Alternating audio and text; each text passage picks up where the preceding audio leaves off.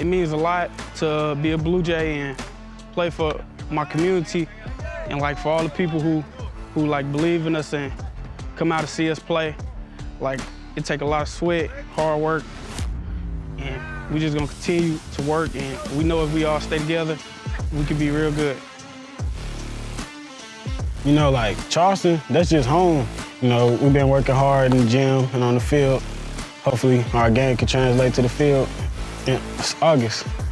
It's meant a lot to be a Charleston Bluejay because I can put on for my town and city and try to go far. As a sophomore, it's kind of like hard because you young and you gotta like play to the best that you can because like all the seniors and juniors, they already there. So you just gotta play up and help your team. And when they down, just bring them up. I'm Justin Hutchings. I'm the head coach at Charleston High School. I started my high school playing days over around Joliet, Illinois. From there, I graduated. I played college football at Culver Stockton College in Northeast Missouri. And then ever since there, I have been hired and been working at Charleston for 14 years. And I think I've been the head coach for about 6 years now. I think coach would be like, I'm a leader and I show up every day and work hard, making sure all young guys get here, making sure everybody just show up and compete every day. And I want to be a winner, and I'm never satisfied. My teammates maybe look at me as a more funnier person, cool, you know, but like, I got a bond with I'm trying to build a bond with all my teammates, you know, so we could just lock in, you know. If you ask my coach type player I am, I hope he would say that I'm a hard-working, dedicated player to football, and if he tell me anything, he know I got it, and I'm gonna do it the right way. Coach would think of me as a disciplined young man, try to get the team together and try to help them out and get the new people in and get them better and keep them good and get them ready for the season starts.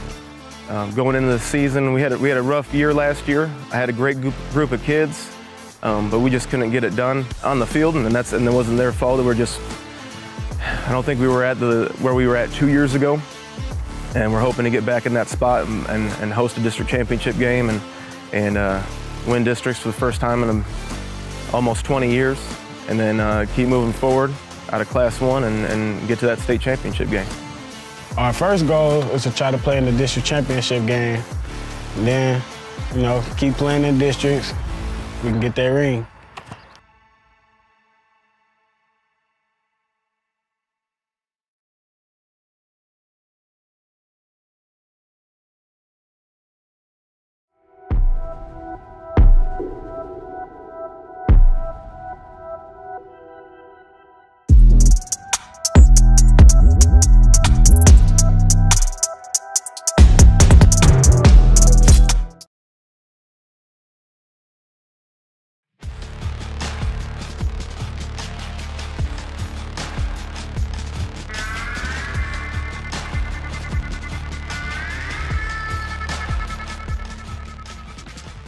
We're definitely trying to improve as a team. We lost quite a few guys, so we're gonna try and improve, have guys step up, and just be better. Try and be better than last year.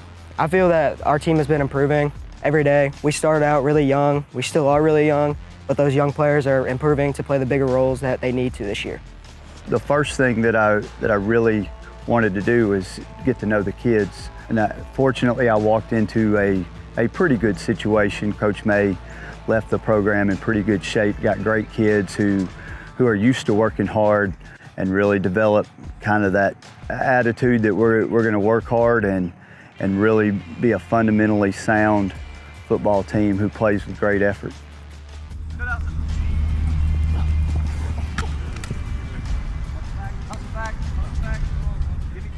The culture is really awesome for me because all of my teammates are really great. We all are like really close. We all hang out. I'm friends with everyone. It's just really awesome being close with all your teammates, which a lot of schools aren't really like that. So I really enjoy being close with all my friends and teammates. I think that how the fans and the school supports the Greenout games a lot. It means a lot. And just seeing people be aware of organization and like how it can help people is good. It means a lot. All of our fans come out, support. It's just a good atmosphere to play under. The culture at Scott City is great. Obviously, Scott City started as a run-heavy program, And as Coach May came, it kind of developed into more of a spread program, and we started throwing the ball a lot. And now Coach Bo is really the same thing. We run spread out offense, throw the ball quite a bit, but we also run the ball really well, and that's kind of how the culture's been. Yeah, the change is crazy. Coach May was a really, really good man, good coach. He really inspired me to be a better player, take sports seriously last year. Coach Bo is a great, great guy. He's a good man, good coach, and I'm really excited to change our playing style to his playing style and learn new things under his coaching. Coach Bo, he's a great coach. As I see, we're gonna have to learn a lot of new stuff, defense, offense, but getting to know him is gonna be a fun go. But learning the offense, learning the defense is our main priority right now. It's always my mindset is to go compete in the playoffs, and so hopefully we're a team that's ready to do that when late October, November gets here. I think we'll be a better team than when we start. I mean, that's every team's goal, but I feel like we'll be developed a lot better and we'll be a pretty decent team. I want to be past districts. Hopefully we improve during the season, not go down. Well, for the team, I hope we're holding up a state championship. Everyone's cheering our names, and we're just winners.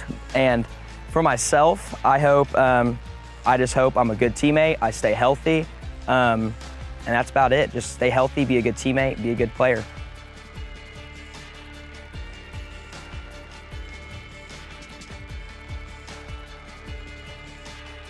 Everybody to the ball! Let's go!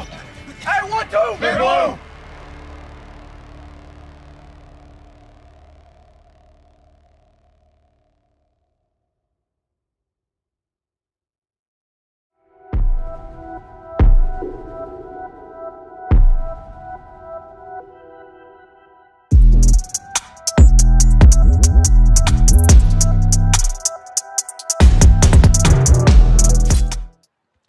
Good evening, everyone. My name is Corey Sisk. A lot of you guys see my name pop up on the screen broadcasting these ball games.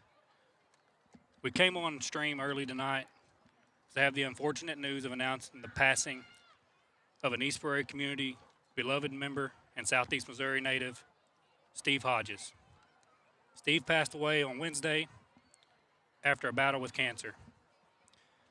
Steve loved youth sports, and he coached Little League basketball for 25 years. He was a high school football and basketball official for over 40 years, where he officiated multiple state championship games, including one in 1983 in St. Louis and one in 1987 at Mizzou.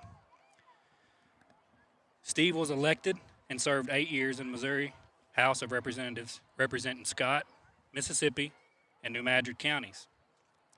He also started the annual Methodist Men's Fish Fry over 50 years ago. As a busy life as Steve may have lived, he always made time for his family, and he loved serving you, the people, no matter of your party political affiliation. Miss Amy, James, Adam, and Andrew, our thoughts and prayers are with you all during this time. Let us all take a moment and remember Mr. Steve Hodges.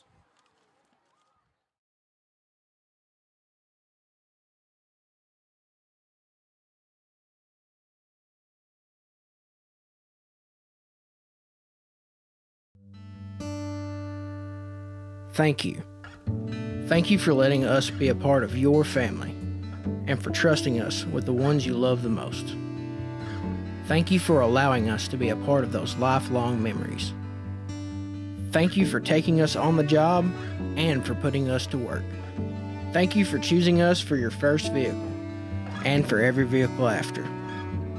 Thank you for trusting us for 70 years.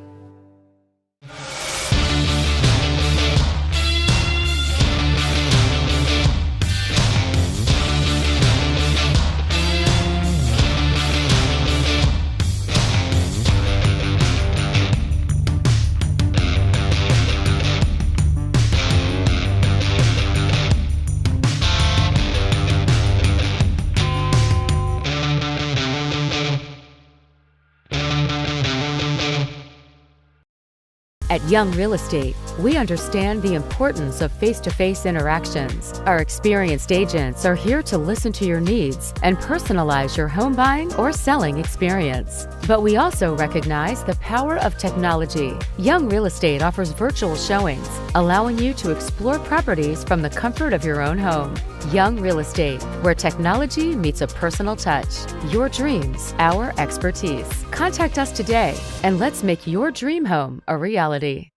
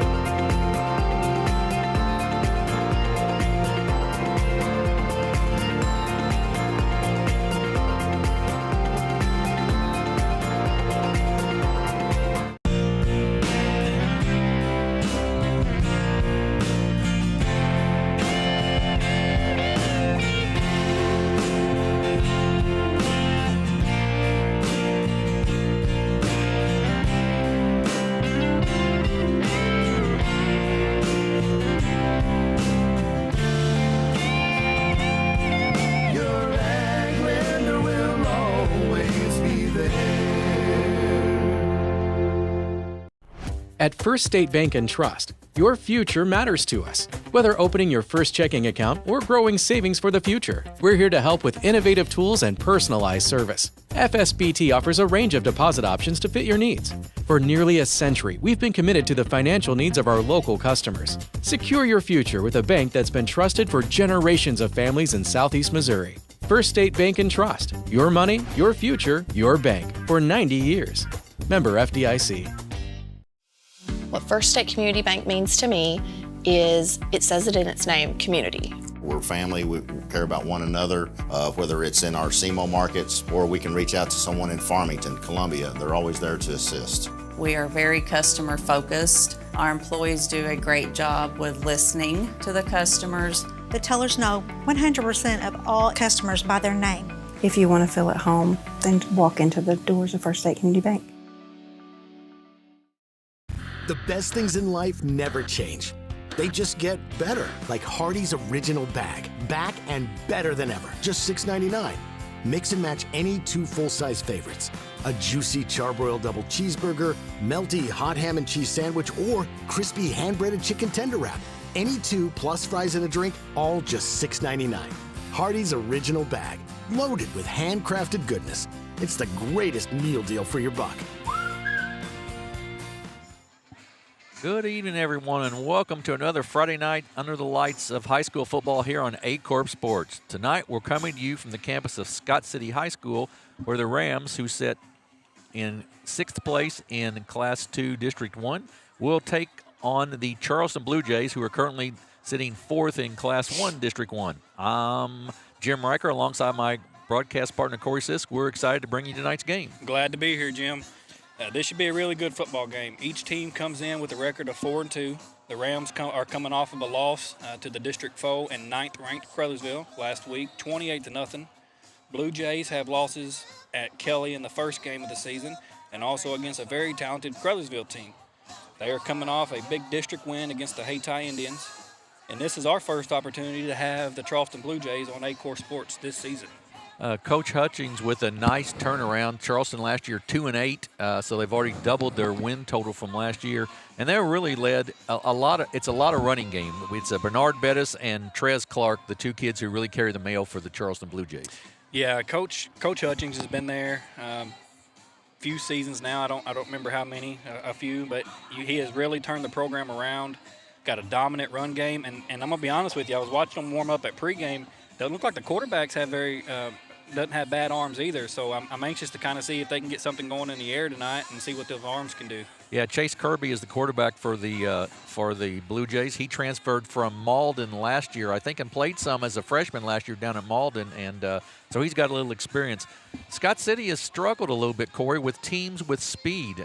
We saw them with Hayti. They struggled there. Really close game with Portageville last week.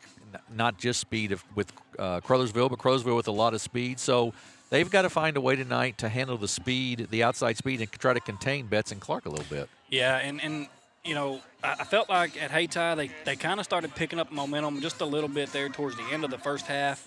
And then, like you said, Hayti came out the second half, and it just felt like Scott City's defense just kind of fell apart, couldn't stop the run. They did the same with Crothersville on that speed.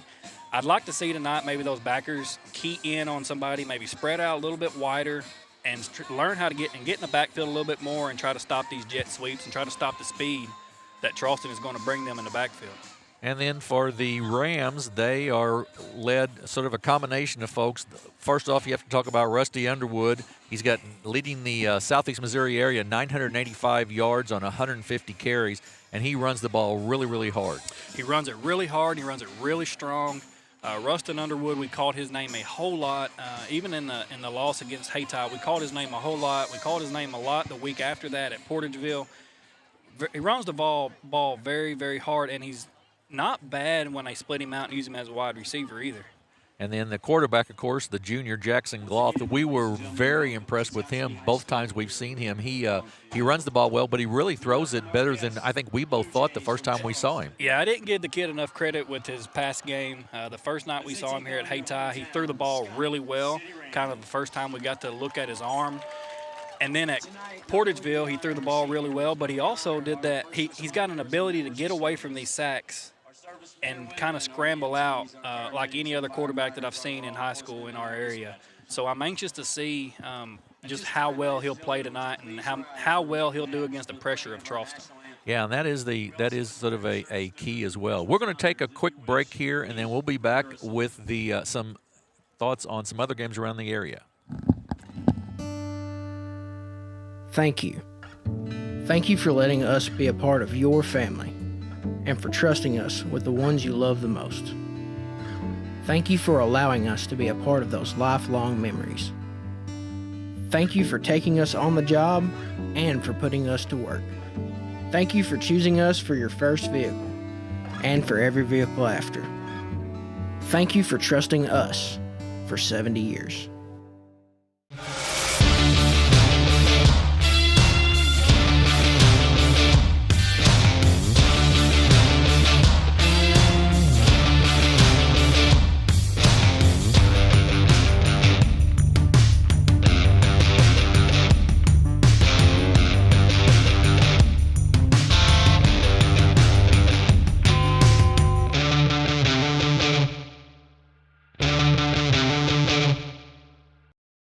At Young Real Estate.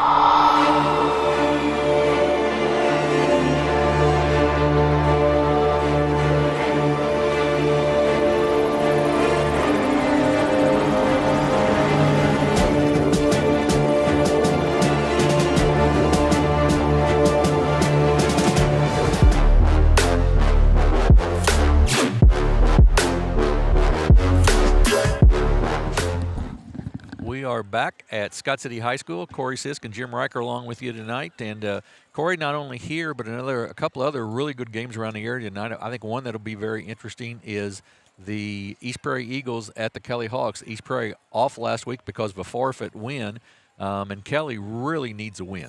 Yeah, you know that's going to be a good game here in Scott County, just right south of 55 there, but. You know, I'm very impressed with East Prairie and Coach Penrod and his ability. You know, last week was a forfeit win. No coach ever wants a forfeit win, but they'll tell you a win's a win. Despite that, as far as games played, Coach Penrod was 3-2 prior to that game, 3-2 as far as win-loss totals. Very much an improvement from last season when he came over from Portageville to East Prairie for his first season there. So he's really – you know, not been there but a half a season, has already kind of turned that program around. Kelly, you know, fairly new program still, but they've been stout in previous years, and I guess just kind of really struggling this year. But it's going to be a good game. They always play each other good, and it's going to be interesting to see just how Kelly comes out and fires on all cylinders. Yeah, and that will be, that one has a lot of district implications, which are the point now in week 7 of the season that the districts have sort of shaped up a little bit. And East Prairie right now 4th in their district, which is the same district that Scott City is in. With a win, could really cement the opportunity to host a playoff game, and that that goes a long way toward you get to play at home. That's just the real advantage in those playoffs. That's right.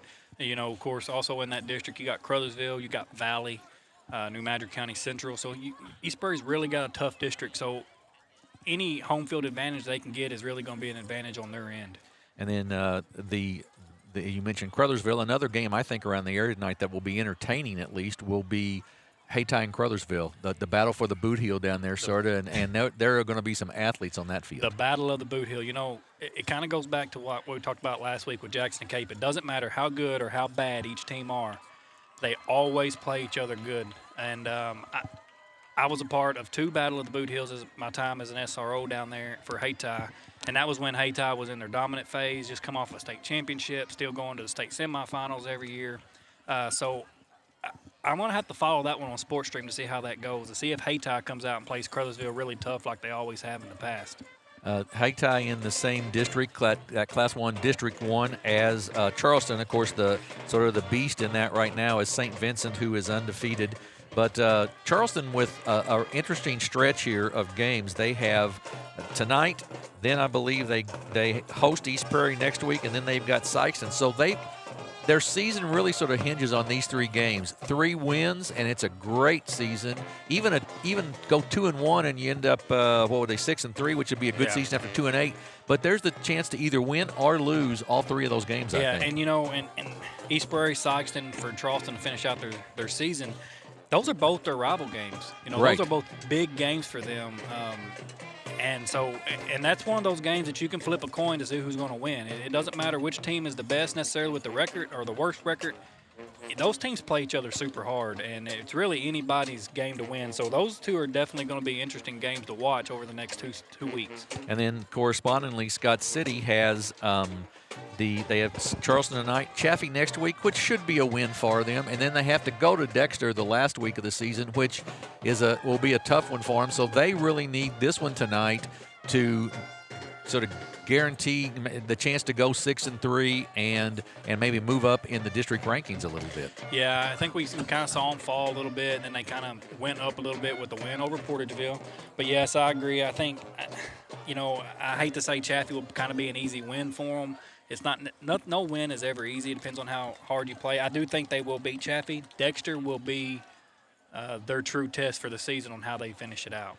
We're going to take a quick break here. We're waiting for Scott City on senior night here to come out onto the field. We'll take a quick break and be back with a little more pregame on Aycorp Sports. Thank you. Thank you for letting us be a part of your family and for trusting us with the ones you love the most.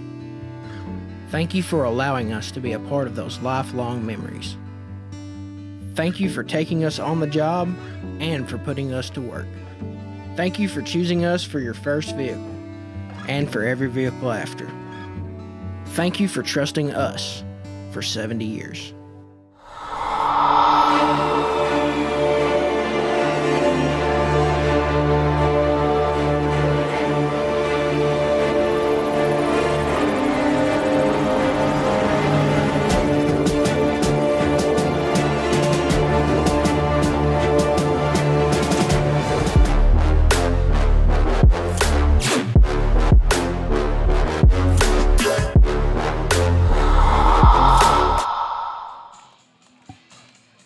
This has been an amazing fall of high school sports in southeast Missouri. We're coming to the end of our football and volleyball seasons here fairly soon. Next week, many of the area volleyball teams will be competing in their year-end conference tournaments. I'll be with you on Thursday night from Portageville for the Boot Hill Conference JV and Varsity Championship games. And then next Friday night, we'll be back under the lights from Charles Bland Stadium in Dexter, Missouri for a matchup of state-ranked teams. The number 3 ranked Dexter Bearcats will be hosting the number 7 ranked Park Hill Central's Rebels in what should be a really good one. Follow our social media for Aycorp Sports and Aycorp Media for the links to all of our upcoming games. So, Corey, it's that time of year. It just seems like we just started and we're already in week 7, 2 more weeks of the regular season in football, and then we get to the postseason. It'll be right around the corner. Yeah, postseason football is you know, it's hard to beat regular season football, but postseason football is probably my favorite. It's a win or go home, and we got a lot of it's a chance to see what team in our area is kind of the best team and kind of competition to see which team goes the furthest. And we have a lot of good teams in our area this year, Jim. We really do. You know, there's this Class 1 that Charleston is in, Class 1 District 1. That's a 9-team district, so the first week of the season will be first week of the playoffs will be 8 and 9 playing each other, and then they'll get into sort of the bracket play of 1 versus 8, 2 versus 7 type thing to get to the championship. The Scott City district is 7 teams, so there'll be a couple of byes in there to start off with, and then they'll get down to it. So that first week of playoffs is a little bit, I guess, slimmer on number of games. And then that first full week of the playoffs, you usually have a couple of blowouts because you've got a 1 versus 8, but you've also got 4 and 5 matchups. And after that, it's anybody's game, really. It really is. I'm excited for post-play football. I'm excited for football, period. But, yeah, you're absolutely right on explaining that district and how it works. And we've got some great volleyball. We're going to be bringing you some playoff volleyball action. Aycorp's even going to be involved in the state championships in volleyball up in Cape to a certain extent with Misha. So, and some good teams from the area there. You know, you've always got Advance, which is tough in Class 1. The Dexter Lady Bearcats have been strong in Class 3. I believe Portageville's volleyball team has been really good in Class 2, if I remember correctly. So we've got a number of good opportunities here. Captains are getting ready to go out onto the field, and that will be for the Rams. It's going to be number 9, which I believe is Lane Holder. A little dark up here in the our press box. So 9 is Lane Holder, 88, A.J. Hayden. 8 is Jackson Gloth, the quarterback, and number 58, and that is Blake Crump. So those will be the captains for Scott City tonight here on senior night. And should be, I'm really looking for this one. I think is one of the better games in Southeast Missouri probably tonight, or on paper at least. It should be one of the better games in Southeast Missouri. If you look at their stats, Jim, they're pretty evenly matched as far as run game, pass game, defense. Their record is exactly even. They've lost to a common opponent, which was Crothersville. But, yeah, you're right. It's absolutely right. It should be one of the best games in our area tonight. Who are our officials for this one? Referee is going to be Lenny Corcamilia. Umpire is Rainey Mosby. Linesman is Lewis Jackson. Line judge, Ted Trader. Back judge is Kevin Ellis.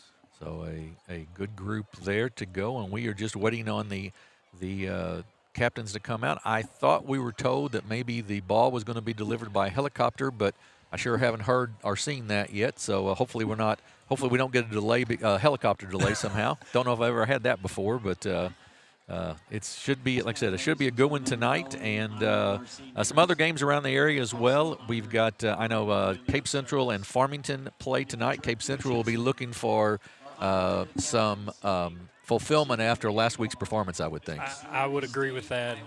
That performance from Jackson, I think, shocked everybody. I know I sure didn't expect a running clock from either team, and Jackson just came out, and we didn't know at first that 82-yard touchdown run to open the game by Cape Central. We really didn't know how that game was going to go, and that was the only points they scored all night. So Cape is definitely going to be hungry for a win tonight after that loss last week.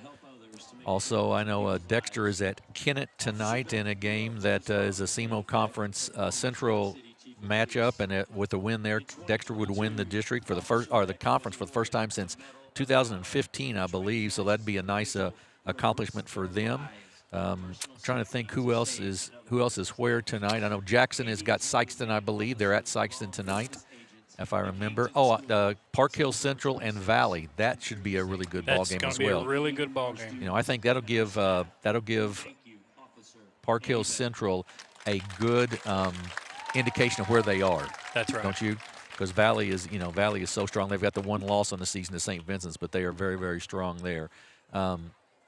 And Poplar Bluff has West Plains tonight. Poplar Bluff with a win over Sykeston last week, so should be a good opportunity for them to maybe get a little string going there. So we are waiting on the coin toss here. We're going to take a quick, I think, 30-second break or so, and then we'll be back with after the coin toss with the kickoff and this action from Scott City. You're watching high school football on Aycorp Sports.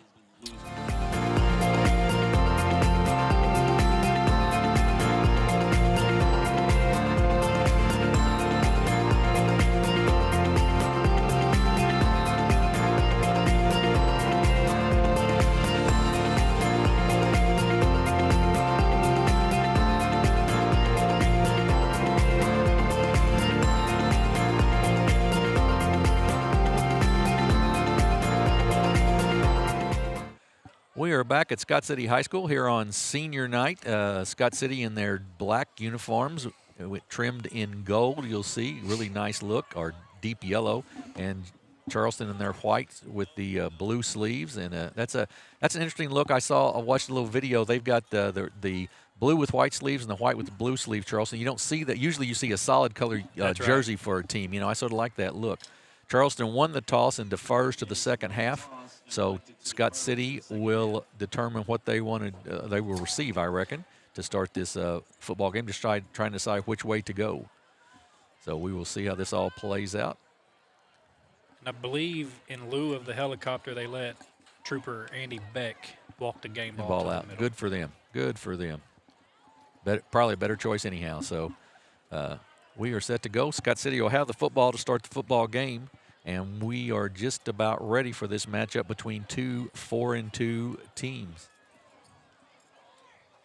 Once again, be interested to see. We know that Scott City's got a pretty good kicking game. They've got a freshman kicker that's pretty good. I'm interested to see what Charleston's is. The little bit of video I watched, it wasn't very good, but it was also the night of the hurricane game, so it's a little hard to judge anything from that one, really. That's right. We're up here under canopies trying to stay dry. Exactly right. Exactly right. So we are just about set to go here on this one. Jim Riker and Corey Sisk alongside, and it will be Trey Shandon, who a sophomore, wide receiver and defensive back, to do the kicking for the Blue Jays. He's also a really nice basketball player. He's got a really the potential of a really good career basketball-wise for the Blue Jays. Saw him last year. And deep will be Rustin Underwood, the big runner for the Scott City Rams. So we're set to go here in week 7 of this high school football season. Shandon tees it up. And we are set now.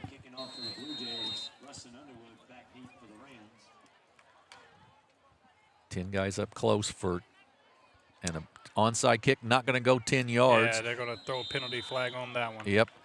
And if you're gonna onside kick it, you got to have it go 10 yards. And I think Scott City was sort of ready for that. They had their hands group sort of out there on That's that. That's right. One, you know, so.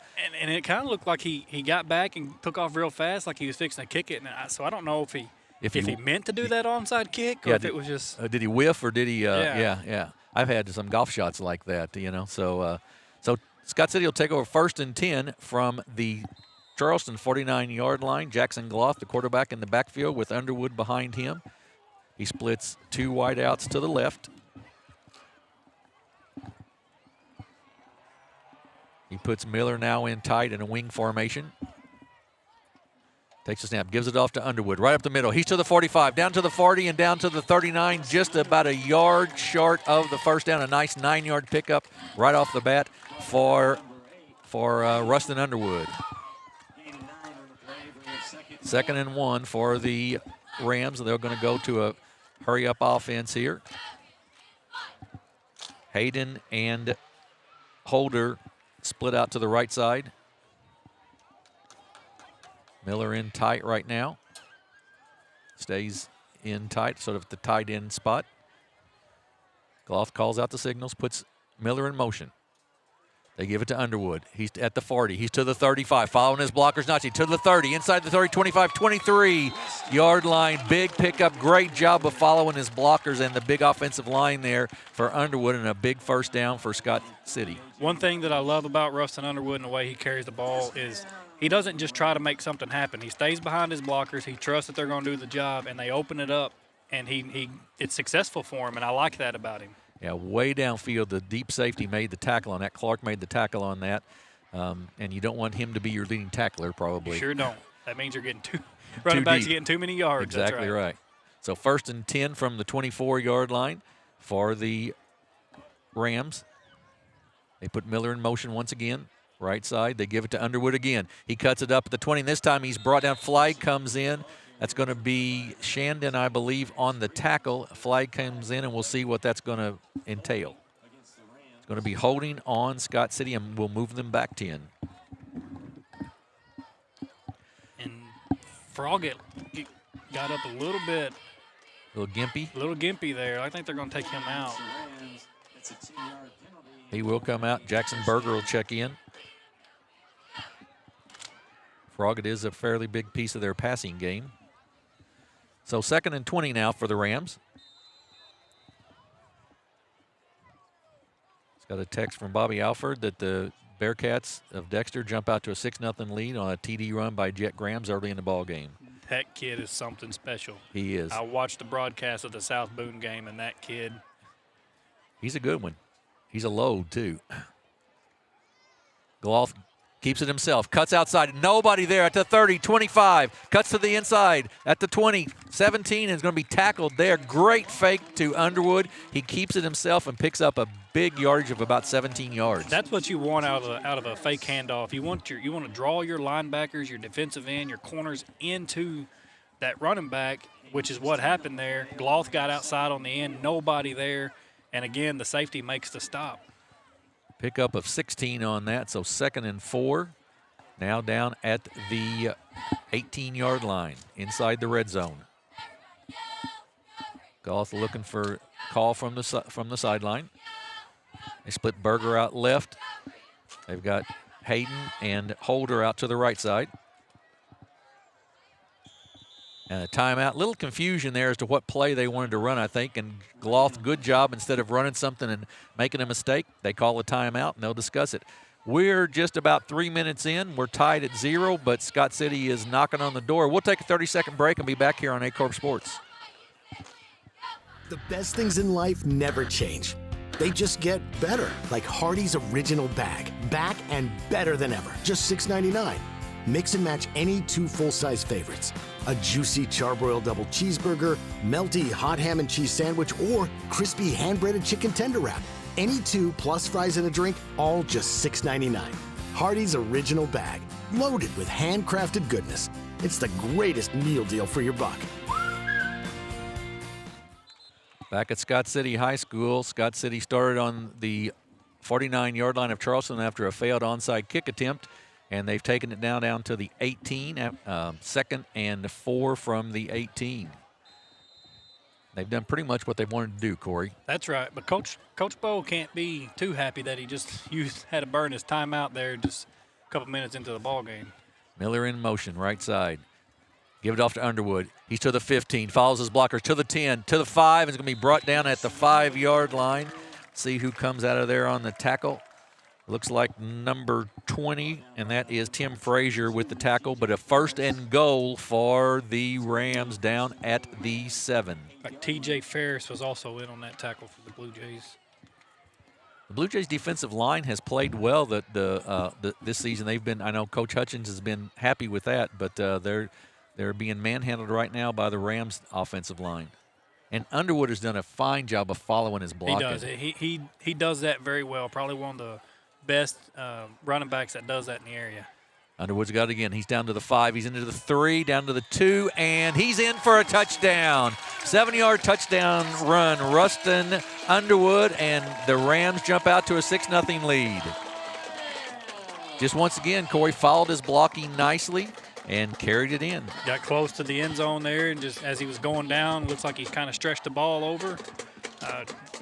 Very good run by Rustin Underwood. Extra point attempt coming here by Bowman, the freshman. Gloth, the holder. Snap is down, kick is up, and it is good. Nice job. They're almost blocked, but got it off and good. So we've got a quick start for the Rams. 3.5 minutes in, they lead 7-0. We'll take a 30-second break and be back here with the kickoff on Aycorp Sports. Do you need personalized merchandise? Trying to celebrate the season of that big state run? Then Juju Promotions in New Madrid has you covered. Whether it's heat presses, screen printing, or embroidery, we always have an option that will leave you satisfied and looking your best. With seasonal styles and plenty of accessories, there's something here for everyone.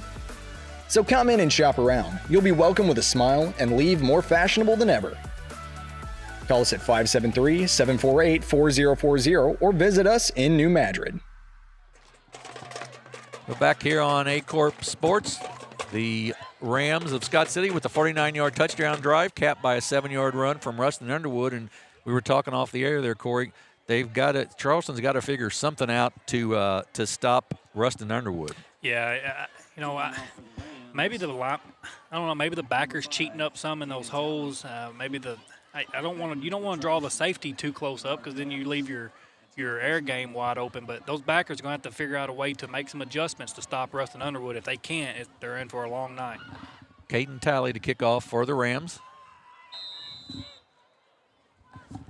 Bettis, one of the kids deep. And we're going to have a flag on the play. Offsides on the Blue Jays. Now, how do you have to line up that way almost, don't you? So behind the 50, and it looks like maybe number 50 was splitting the 50. Okay. I didn't get a good look. I just saw him kind of make an adjustment right before the kick was kicked. So they'll move that up to the 45-yard line and let Talley kick it again. And as we know, Talley doesn't have a bad foot, so, 5 yards, it may end up deep in that end zone. Exactly right.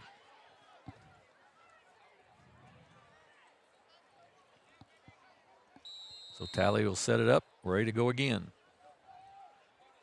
Kick, sort of short pooch kick, taken right there on the run by Bettis. He gets at the 40. He's to the 45. He tries to cut outside. He gets around the corner to the 50. He's to the 40, to the 35, 30, 25, 20, 15, 10. Touchdown, Charleston. No flags on the field. Wow, he took that on the run and did not slow down at all, Corey. Bettis followed some blocks right up the middle. You'll see it on replay here. Followed some blocks right up the middle. Realized it was bunched up, took it back to the opposite side of the field, turned on the jets, and there was no stopping that kid until he got to the end zone. Interesting, too, that right before the kick, the two kick returners swapped spots just as the kicker was running to the football, basically. So I don't know if that was planned or not, but it sure gave Bettis the opportunity to catch out on the run and take off. So Charleston will go for 2 here, I believe.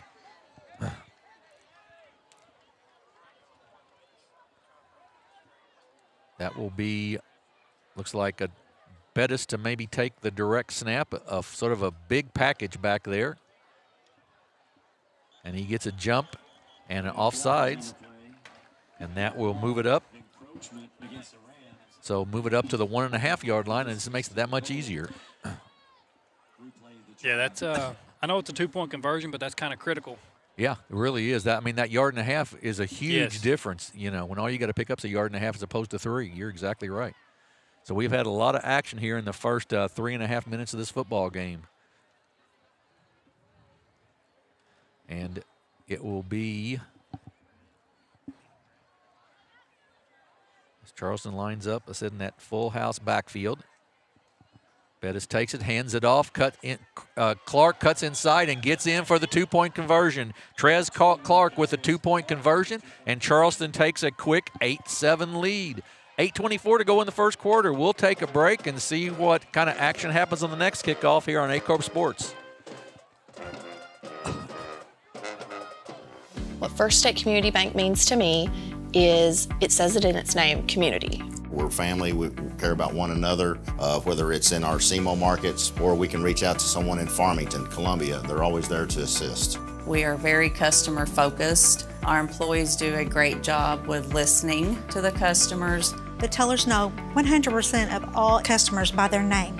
If you want to feel at home, then walk into the doors of First State Community Bank. Jim Riker and Corey Sisk along with you here in Scott City, Missouri. And Corey, I'm interested to see what Charleston decides to do with the kickoff here. They tried the onside kick the last time, was unsuccessful, and Scott City just ran it down the field. So you've got to try to kick it a little deeper, I would think. I'm going to kick it deep. I'm going to try to limit Rustin Underwood and his yardage. I don't want to give him any, so I'm going to try to get as far back as I can. Kicks it down. It's going to bounce at the 30, going to be down, and there's going to fall on it down there. And Scott City will take over at the 28th, and that's probably a good spot for him to be right there for Charleston. Yeah, you don't want to – seems like Rustin Underwood, he runs hard regardless, but it seems like he really runs hard when Scott City gets in their opponent's territory. That's when he really seems to turn on the jets and run it even harder. So I think that's a good move of getting that ball down there as deep as you can. Scott City takes over 1st and 10 on their own 29. They trail 8-7. We're just underway good here in the ball game. Three wide receivers right for the Rams. Underwood in the backfield with Gloth. Split to the left side.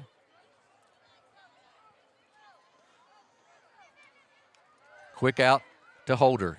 He makes the catch and is hit immediately. Great play by the safety, Trez Clark. He read that like a book, and only a pickup of a yard. Actually, no pickup, 2nd and 10.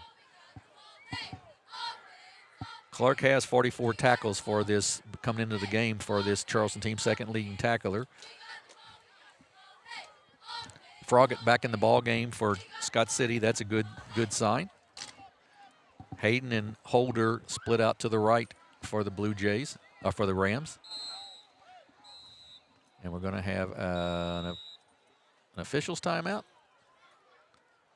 Somebody going to have an equipment issue maybe? I don't know. Equipment issue. Yeah. He's sending him off the field for Yeah, I think that's right. That is Orr that's going off the field. Their leading leader in sacks. Antonio Riggins. Looks like he's checking in to the ball game. So 2nd and 10 for the Rams from their own 29. Gloth takes it, looks downfield, goes deep with it. Pass, he's open, but just overthrows Hayden by about 2 yards. He had his man beat, just overthrown just a little bit. I don't know if they didn't realize Hayden was out there. It looked like there was a 2-on-1 coverage on Holder, and Hayden just had no one on him along the sideline there, and I bet Jackson Gloth wishes he could have that pass back.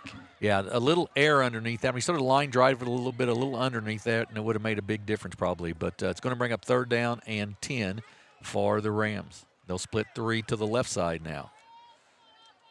It'll be Miller and Holder and Hayden split left. Underwood in the backfield behind Gloth.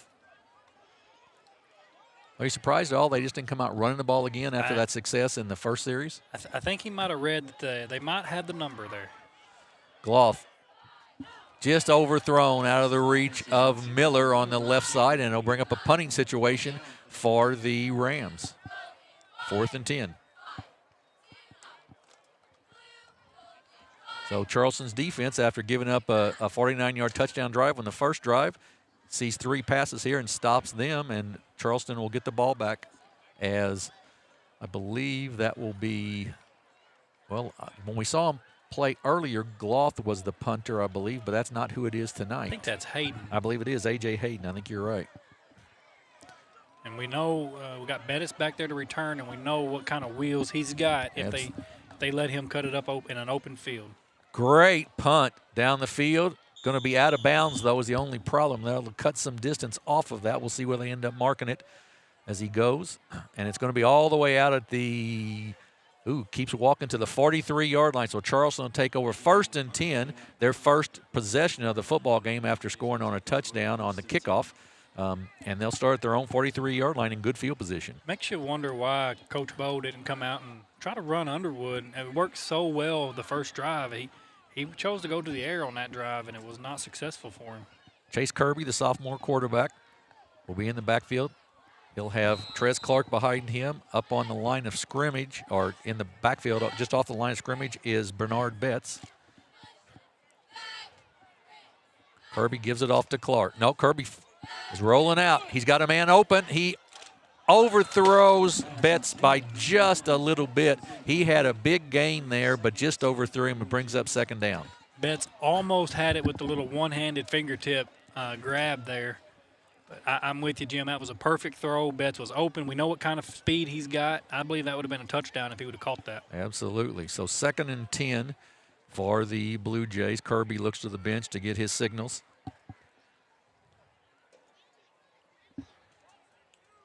Trayvon Williams, a freshman here on the left wing, and we've got Betts on the right one. Clark in the backfield. Up the middle to Clark. He picks up about 7 or so on the play. He'll bring up 3rd down and about 3. He just hit that hole very hard, and it's all the way out to the 50-yard line. 3rd and 3. Yeah, very, very good run there by Trez Clark. Again, stayed behind the line, followed his blockers, and used a little bit of his speed and made something happen.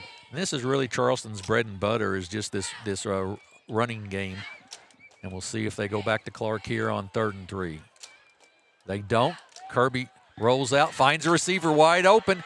He's down the field. He's at the 40. He's going to be tackled there, but it's going to be a first down for the Blue Jays. That was Betts with the catch.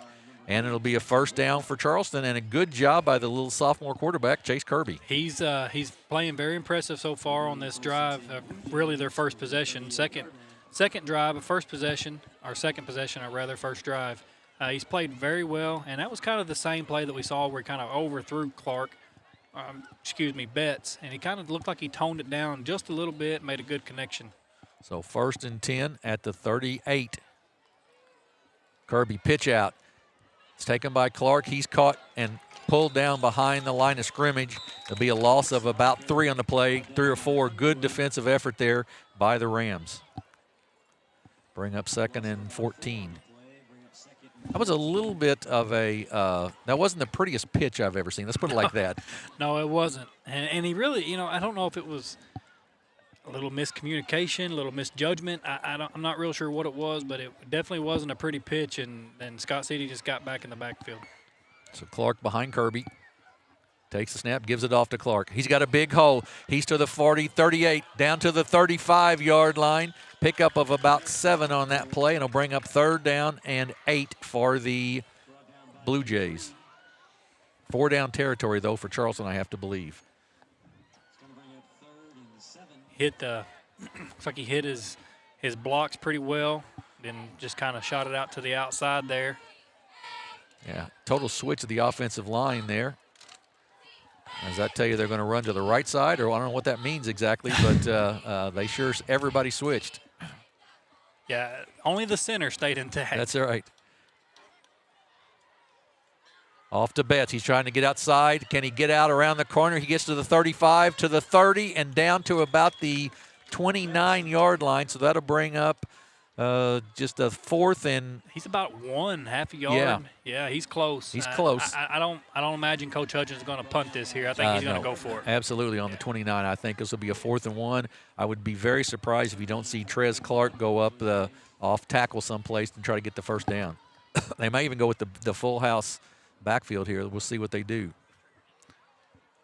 I don't know if I've ever seen the entire line switch that way for a play. I think that's the first for me. I haven't seen it either. I agree with you. I agree.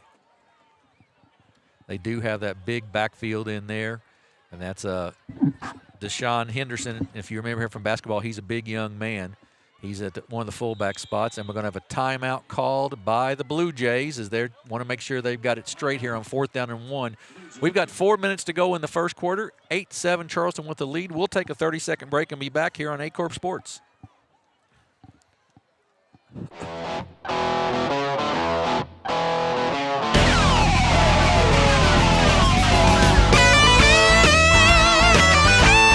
We're right here at King Jerry Lawler's Hall of Fame Bar and Grill on world-famous Beale Street, and as you can see, oh my gosh, we have the best barbecue ribs in Memphis. Oh my gosh, the gumbo is out of this world, but you gotta try the King's Triple Decker Slam Burger. You'll love it.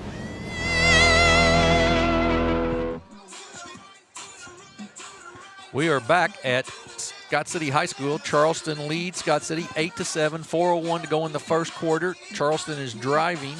This drive started back at their own 43. They're now down to the Scott City 29, 4th and 1. And Corey, they've got that big package in there with Betts to take the snap and Clark behind him, along with Henderson in that backfield.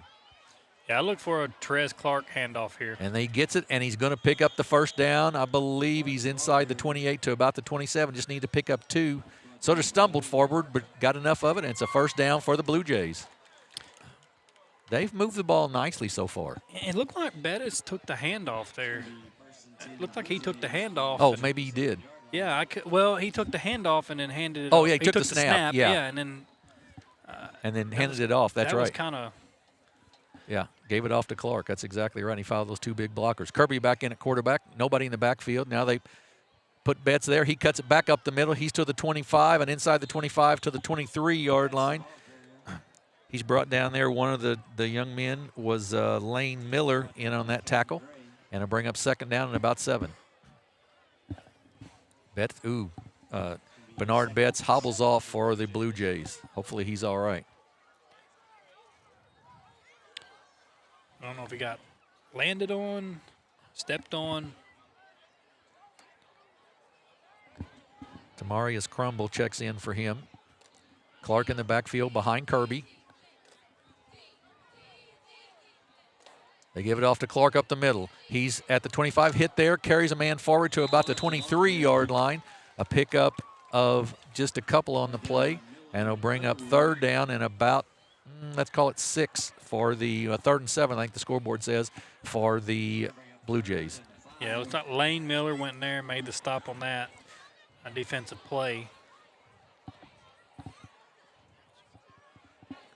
2 wide receivers spread right, 1 left for Charleston.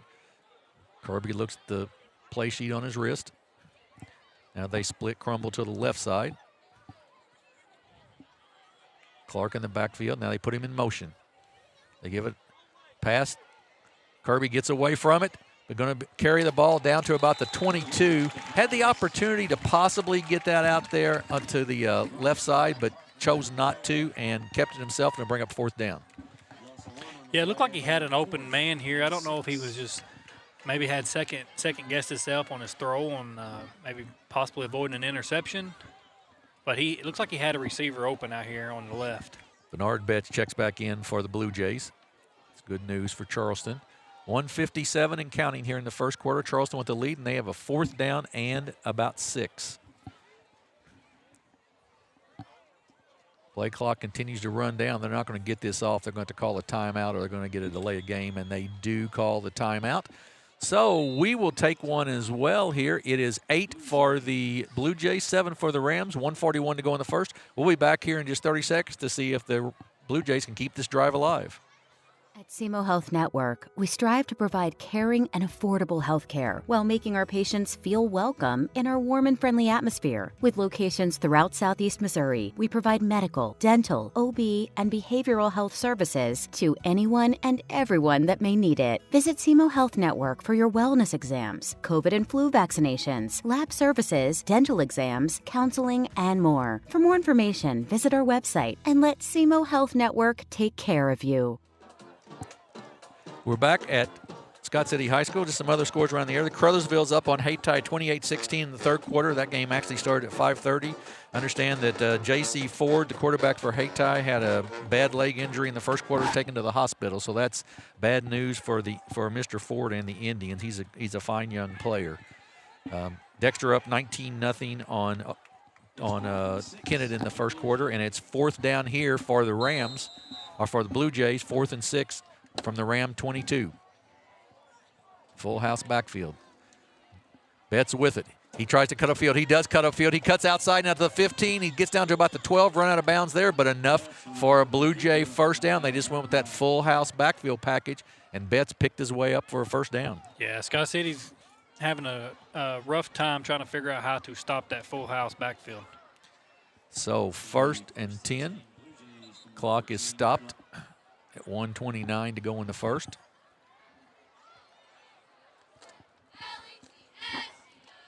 See if they leave that package in.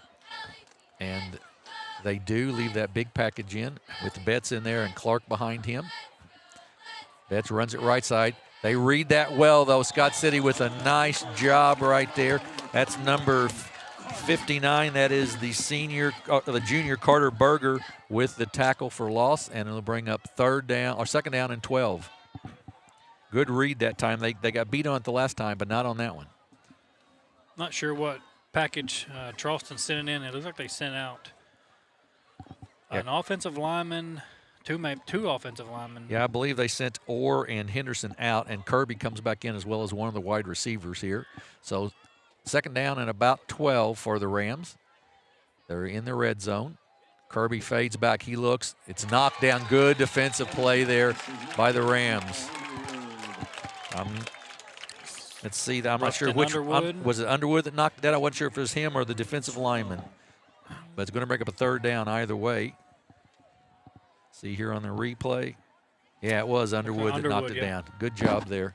So 3rd down now and about 12. Kirby with an empty backfield. Takes the snap, goes back to pass, looks, scrambles, got a man down there. It is caught at the 5, down to about the 4-yard line. Excellent catch down there by Trez Clark, and it's going to bring up a, let's see if it's enough for a first down or not. That's going to be the big question. Going to be short. He may be wanting a measurement. Yeah, it's 4th down, and it's either 4th down and very, very close, or 3rd down, or a 1st down and go. We'll see. They're looking at it.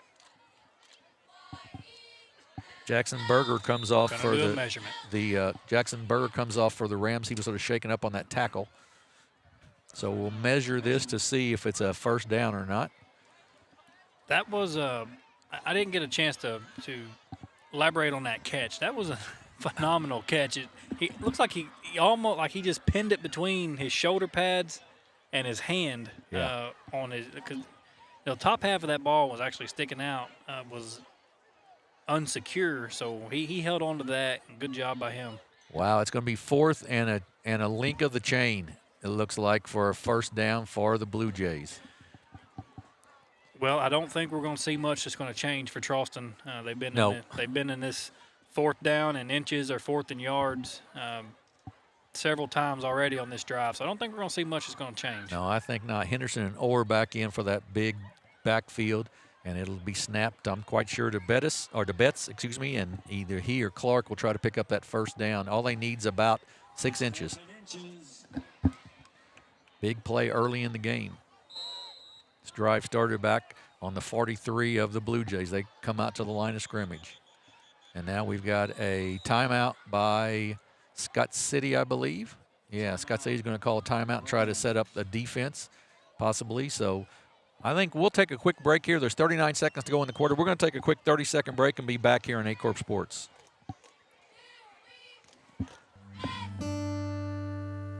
Thank you. Thank you for letting us be a part of your family and for trusting us with the ones you love the most. Thank you for allowing us to be a part of those lifelong memories. Thank you for taking us on the job and for putting us to work. Thank you for choosing us for your first vehicle and for every vehicle after. Thank you for trusting us for 70 years. Back at Scott City High School, it is 8-7, Charleston with the lead. They have a 4th and inches on the just inside the 5-yard line of the Rams here with 39 seconds to go in the first quarter. Corey, I think you showed us a score from the Sykeston-Jackson game, maybe? 14-0 Jackson in the first quarter, and New Madrid County Central 20 Malden nothing in the first quarter. Snap, handed off to Clark. He's going to have the first down. At least he'll be down to about the 3. Jumped up on the pile, got the first down. It'll be 1st and goal for the Rams. They can, it'll be close. I guess the play clock is slightly under the game clock here, so they will have to run one play. I like the hustle from the Charleston Bluejays. I mean, as soon as they break the huddle, they're hustling to the line of scrimmage. I mean, they're really not wasting any time off this clock. Betts in the quarterback spot. He gives it off to Henderson. Big Deshaun Henderson runs it in for the touchdown. The big guy gets the 6, and it is 14 to 7 for the Blue Jays. Payoff for all that blocking. That is a bus coming through there, let me tell you. That is. You're exactly right. He is a big young man. So with 2 seconds to go here before the end of the quarter, Charleston goes up 14-7. Chance to extend that lead. 28-0 Jackson now in the first quarter. Betts once again lines up as the quarterback. He takes it, drops it. It's lost on the ground, still on the ground. Picked up, but it'll be no good on the conversion. So it'll be a kickoff coming up for the Blue Jays, and they lead 14-7 over Scott City. 7 seconds to go here before the end of the quarter, and we'll take a quick break on Aycorp Sports. At Young Real Estate, we understand the importance of face-to-face interactions. Our experienced agents are here to listen to your needs and personalize your home buying or selling experience. But we also recognize the power of technology. Young Real Estate offers virtual showings, allowing you to explore properties from the comfort of your own home. Young Real Estate, where technology meets a personal touch. Your dreams, our expertise. Contact us today and let's make your dream home a reality. Back at Scott City High School, 14-7. Charleston with the lead. A nice 57-yard drive, capped off by a 3-yard run by Deshaun Henderson for the touchdown. And Charleston set to kick off now. And Charleston did a very good job on that drive with clock management, too. They wasted a lot of time off that clock. It wasn't wasted for their favor. No, that's exactly right. The kick. It's a going to bounce down about the 30. Underwood picks it up and sort of drops it, has to fall on it with 6 seconds to go in the quarter. So Scott City will get one play off before we end the first quarter and see what they can do. I'm interested to see if they go back to the running game that they were so successful for the first drive or back to the passing game, which didn't seem to work as well in the second drive. Try to just hand it off to Rustin Underwood, see if he can make a big run for you here, or if nothing else, I mean, kill your 5 seconds. Let's go into the second quarter and regroup. Gloth will bring it to the line of scrimmage. He shifts Underwood out to the left side. Holder to the right over here. Gloth puts Underwood in motion. He fakes it. He keeps it himself. He's to the 30, to the 32, 34-yard line. A pickup of about 5 on that, 6 maybe. And that's the end of the first quarter. So at the end of one, it's the Charleston Bluejays 14. The Scott City Rams 7. We'll take a break and be back for second quarter action here on Aycorp Sports.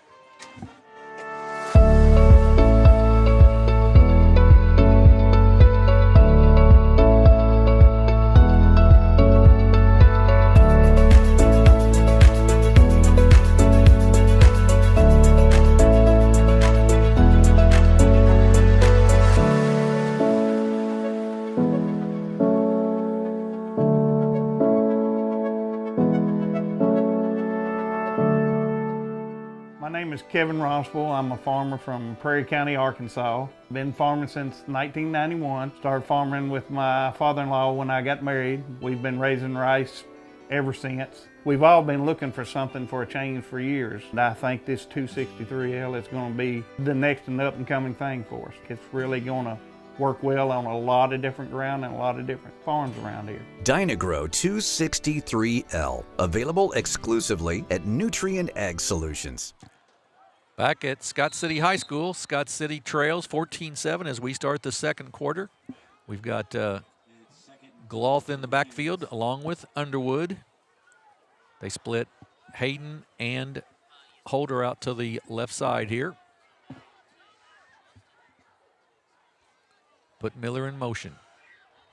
Off to Underwood, hitting the backfield and brought down there. That's going to be a nice tackle by Julian Rigney. And he caught him immediately, and it's a third down and about 4. You know, Jim, I said the first drive of Scott City that if Charleston couldn't find a way to stop Underwood in the backfield, they're going to be in for a long night. And by looking at that play, they figured something out. They did. You're exactly right. So 3rd and 4 for the Rams. They're at their own 33-yard line. Look to the bench for the call. Froggatt splits out right. Holder all the way out to the right. Underwood and Hayden to the left side. Put Underwood in motion. They give it off to him. He tried to jet sweep. He gets up and is going to be caught at the line of scrimmage. Good pursuit that time. That's Henderson for 1 in there and also Trez Clark in there on the tackle. So it's going to bring up another punting situation for the Rams. And, Corey, you said it early on. They had to be figured out, and they certainly have. They have figured it out. This is the second drive now that they've Which the last drive for Scott City, we didn't see Rustin Underwood or any ground game. But this time we saw the ground attack, and we saw how Charleston's made some adjustments to stop it. Hayden to punt for the Rams. Takes a good snap. Kick, good long kick down the field. Betts with the catch at about the 30. He's going to try to make a move. He goes up the sideline to the 40 and then steps out of bounds at about the 43-yard line, just where they started on their last possession. So 1st and 10 for the Blue Jays, who have moved the ball nicely tonight so far. Some other scores from around the area. Cape Central leads Farmington 13-0. I believe St. Genevieve over Fredericktown 14-0. Valley leads Park Hill Central 7-0. East Prairie over Kelly 8-0. You got anything else? I don't have any update for the Battle of Boot Hill. Scott City guys, if you're listening, if you got a score for Chaffee, please chime in. Let us know. They're not updating there either. Going to have a whistle and a stoppage of play there, and going to be an illegal procedure on Charleston. I'll move them back 5 yards. That is one thing we've not seen. We've not seen a lot of flags tonight so far. Pretty clean game. Yeah, they're on the kickoff, the first part of the kickoff. We didn't see a flag, but there should have been one. It didn't go 10 yards. Right. The other kickoff, we saw one, and then I believe one other one. Had a holding in there on the Rams early on. That's right. And that was it. Right. Kirby in the backfield for the Blue Jays. Calls out signals. Takes it. He's going to look to pass. He gets it out to Betts, and Betts just misses it. It's going to be incomplete, and it'll bring up 2nd down and about 15. And that was one that Bernard Betts should have caught probably. Bernard, yeah, and it hit him right in the hands. So I bet he wishes he would have caught it. I bet he wishes he could have it back. But I went back and watched some of their games, and he doesn't miss very often. I would say he maybe looked upfield a little bit on that one as the ball was coming in, as opposed to keeping his eye on the ball good. And so Shandon way out right here. Gives it off to Clark. Clark to the 40 and going to be brought down there. It's going to bring up a long 3rd down effort for the Blue Jays. Going to bring up 3rd down and about 13. So good job defensively there by the Rams. Sadler on the tackle. Just about 10 minutes to go here in the first half. 14-7 Charleston. They've scored on a 57-yard drive and a 70-yard kickoff return for a touchdown. Scott City scored in the first possession of the game. Kirby, a lot of pressure on him. He's trying to get away from it. He does. He gets it downfield. Overthrown, intercepted by Gloff. He's to the 45, to the 40, to the 35, down to about the 32-yard line, and finally brought down there. That is Jackson Gloff, his 4th interception of the season, and Scott City's in business at the Charleston 33-yard line. Yeah, he had, I think it might look like Bettis, or number 8 for Charleston. Yeah, Williams, Trayvon Williams. He had Williams out there wide open. He just overthrew him a little bit on the run, and Jackson Gloff was there to pick it off. So Scott City now in business inside the 35-yard line of Charleston after the turnover. Gloff in the backfield. It's an empty backfield right now. 4 wide receivers to the right side. Gloff takes the snap. He's going to run it right up the middle. Tries to kick it outside now. Good pursuit by the Blue Jays, though, and he's brought down there. Number 57 in on that tackle. 53, excuse me. That is Cassandra Orr for the tackle. Let's bring up 2nd down and 9. Just not much of an opening for him to run through that time. No, they did a pretty good job last defensive series for Charleston. Did a pretty good job at kind of containing that run a little bit. And we see that they're continuing with those adjustments that they made. Looks to the sideline. 7 seconds on the play clock. And they're going to have to call a timeout here once again. And we've had a surprising number of timeouts, I think, for in the first half. I believe that is Coach Bowe's last timeout for the half. I believe that's right. And Charleston's only got one left with 9:03 to go in the first half. That's a little unusual. So I think we'll keep it right here. So what adjustments does Scott City need to make offensively to get something going after that first drive was so good? Yeah, the pass and play on that second drive wasn't there for them. The run play from the last 2, the drive after that hasn't been there for them. It's not been there for them so far this drive. I don't know what you could do. Maybe try going through the air again. Maybe try to mix some things up. Maybe pass and try to run. Try to keep the Charleston defenders and linebackers and secondary on their toes a little bit. Try to throw some stuff at them. Scott City's definitely got to get something going here after a big defensive stand that they had with an interception by Jackson Gloff.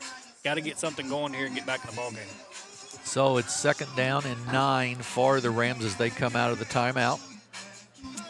9:03 to go here in the first half. So both these teams are 4-2 in different classes. Scott City's a Class 2 team, Charleston Class 1. Gloff trots out to his quarterback position. He's got 2 wideouts to the right, 1 to the left. This is Holder down here to the left, Underwood and Hayden up on the right side. Underwood in motion. They fake to him. Gloff looks. It opens up in front of him. He's to the 25 and brought down there. Good tackle there. Trez Clark, the safety, read that pretty well and brings him down for about a 4-yard pickup. So it'll be 3rd down and about, let's call it 4.5. So Charleston's still not doing a bad job at, they started out gaining 10, 11 yards a carry with Underwood. They've narrowed that down to either a loss in the backfield or, 4 or 5 yard pickup here and there. So they're still doing a good job at containing the run. Scott City, 3rd and about 4.5. I look for either a big run or maybe a little dump out play, which we haven't seen from Lane Miller tonight, which we normally have seen just about every game we did for Scott City's. Underwood, Gloff keeps it. He gets to inside the 25 to about the 23-yard line. He should have enough for a 1st down to move the chains. And we've seen a lot of Jackson Gloff on the ground tonight. Yes, it went from how do we stop Underwood, which we have, now you got to adjust and how do you stop Gloff. And then the question will be, okay, we figure out how to stop Gloff. Now we're going to open it back up for Underwood in these big games. Right. Exactly right. They've done a nice job. They've been trying to spread the field a little bit, too, with the 3 wide receivers and all that, and trying to spread Charleston out. Charleston's done a decent job on that line, but it's 1st and 10 from the 21 now for the Rams. 3 wideouts to the left. Underwood in motion. Gloff keeps it once again. He's to the 20. He's to the 15. He's going to be tackled at about the 14-yard line. That is going to be Orr on the tackle once again, and he is a tackling machine for the Blue Jays tonight, but it brings up a 2nd down and 2nd down and about 3. And the coaching staff of Scott City has seen something to run that fake sweep or that fake jet sweep every time, it seems like. They have. And at some point, you got to believe they'll run it after they've built it up enough, don't you think? I would think so. So they look to the sideline. Miller comes left with it. Got about 5 seconds left on the play clock. He gets it off. Gloff fades to the right, looks downfield. He's got a man in the end zone. It is caught for a touchdown. Complete to Lane Holder for the touchdown.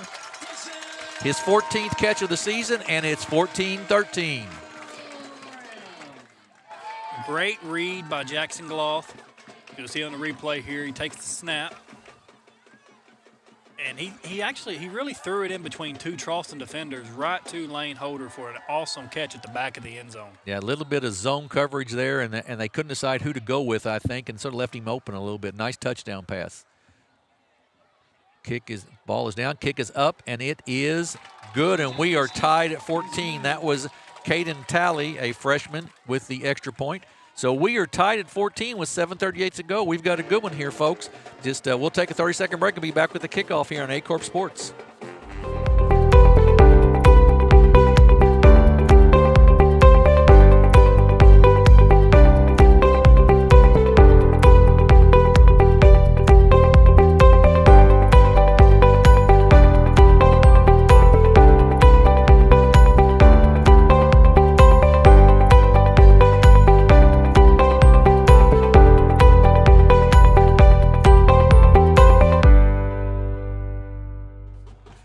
Back at Scott City High School, the Rams converted after a turnover after an interception by Jackson Gloff. He then comes back and throws a touchdown pass to Lane Holder to tie it up at 14 with 7:38 to go here in the first half. So we've got Betts back deep as well as to Trayvon Williams for the Blue Jays. Tally set to kick off for the Rams.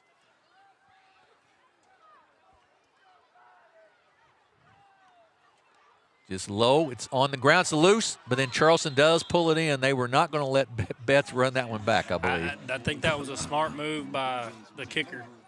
Absolutely. Keep that out of Betts' hands. Absolutely. That was Otis Haynes, a freshman tight end, who recovered the kick, and Charleston will take over 1st and 10 on their own 44-yard line. So good field position once again for the Blue Jays.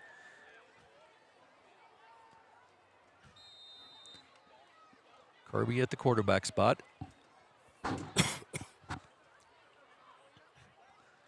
With Trez Clark in the backfield with him. Betts and Williams at the wings. They give it off to Clark up the middle. He runs hard and picks up about 5 on the play up to the 49-yard line. Clark hits that hole really quickly. It does not take him long to gain a bunch of speed.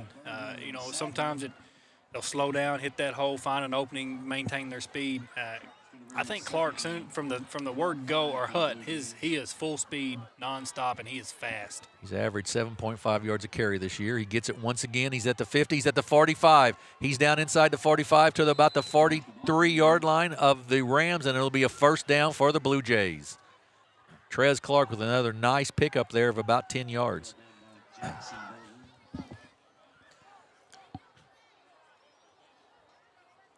a senior for Charleston. So that'll definitely be a nick off their roster next year, losing that kid. Clark once again inside the 40. He pushes the mob forward a little bit down to the 38-ish yard line. Looks like they're going to mark him at a pickup of about 5 on that play. So Charleston on this drive is getting about 5 yards a pop, and boy, you can't ask for much more than that, especially out of a running football team. He is doing a great job moving that football. Really kind of similar to the first drive that Scott City had with Rustin Underwood. He's just following his blocks, going up the middle, picking up big gains. Kirby calls out the signals. Betts in motion. They give it to him. He tries to cut it back inside. He does. He's at the 35 to the 32, 33, and it's going to be close to the 1st down. We'll see where they mark it exactly, if it's a 1st or if it's 3rd and short. Looks like it's going to be 3rd, maybe just about a half a yard to go for the Blue Jays. They have done a pretty good job, other than the touchdown run for the kickoff. They've done a pretty good job of controlling Betts out of the backfield running the football. Yeah, they have. And we saw it just now. Betts likes to, either catch the ball or run the ball. He likes to make that move to the opposite side of the field where he's so fast when he gets over there. Scott City's doing a good job of keeping that contained. Kirby by himself in the backfield now off to Clark. Kirby keeps it himself. He's got the 1st down and more inside the 30 down to about the 28-yard line. Not what you would probably expect right there, and a good play call by Coach Hutchings. Yeah, picks up the 1st down, the young sophomore quarterback. Yes, to gets a little help by one of his offensive linemen there to get the shoulder pad back in. And 5:48, the clock continues to run. Charleston has got a nice drive going here. They started back on their own 43-yard line. Kirby looks to the bench for the call. Betts outside wide here on the right. They give it off to Clark up the middle. He's to the 25 to about the 24-yard line. He'll be brought down there. And once again, another pickup of 5 yards. Pretty much every time Trez Clark touches the football, he's picking up 5. Yeah, that's why he's averaging 7.2 yards a carry, was it? That's exactly right. We don't have the stats directly in front of us, but 7.2 yards a carry is a lot of yards per carry for high school football. Yeah, 753 yards already this season he's got. So Kirby looks to pass. He gets it off short, incomplete, just to sort of short arm that a little bit, trying to get to Trayvon Shandon out there. And it'll be 3rd down now and about 4, we'll call it. Dexter leads 33-0 with 4:39 to go in the 2nd quarter. I believe Jackson Howard with 4 touchdown passes in the first half tonight for the Bearcats. Got to be getting close to a record there. That's a good one. Kirby calling the plays, 13 on the play clock.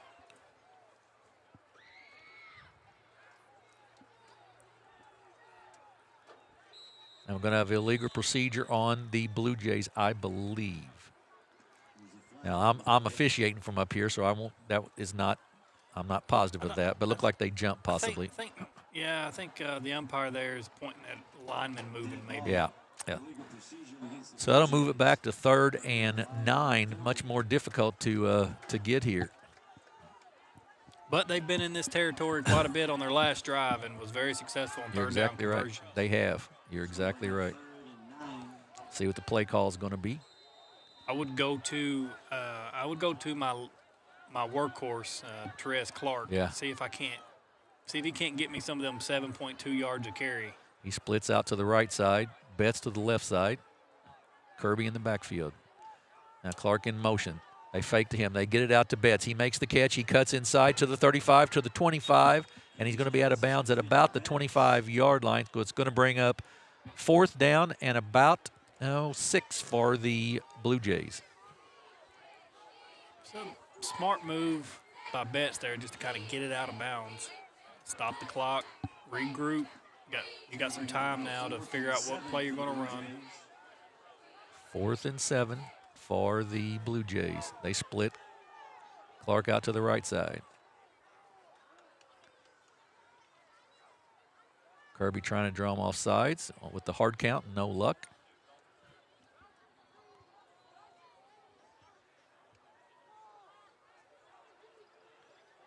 And we're going to have a timeout. Good job by the Rams of not jumping there. So Charleston uses their last timeout of the half. We're tied at 14 with 4:47 to go. It's 4th down and 6. We'll take a quick break and be back here on Aycorp Sports.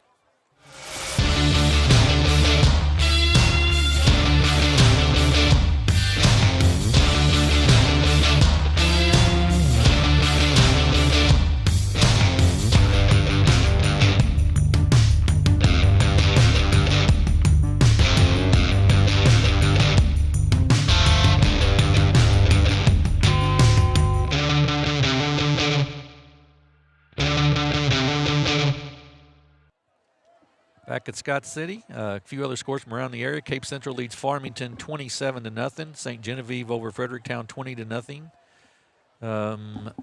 See if I can find anything else here. East Prairie still, we've got 8-0 over Kelly. Some of my East Prairie people, send me a score update of that if you're at the game and happen to be listening here. So it's 4th down here, 4th down and about 6 for the Blue Jays from the 26-yard line of Scott City. Did you get the Jackson-Sykes-on update? I did not. 35-6. 35-6, Jackson with the lead. It still got first quarter on there, but I'm thinking it may be the start of the second. Wide open for the 1st down and cuts back upfield to the 15-yard line. 1st down, just a quick out right there to Betts, and he picks up the 1st down. Great play call by the coaching staff. Yeah, they've played very smart football, offensively and defensively.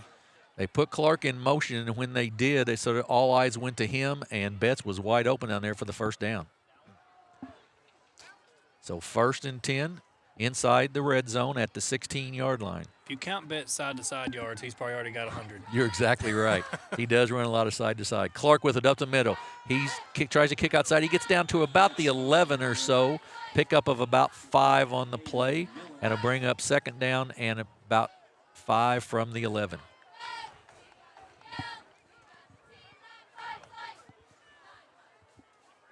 Under 4 minutes here in the first half.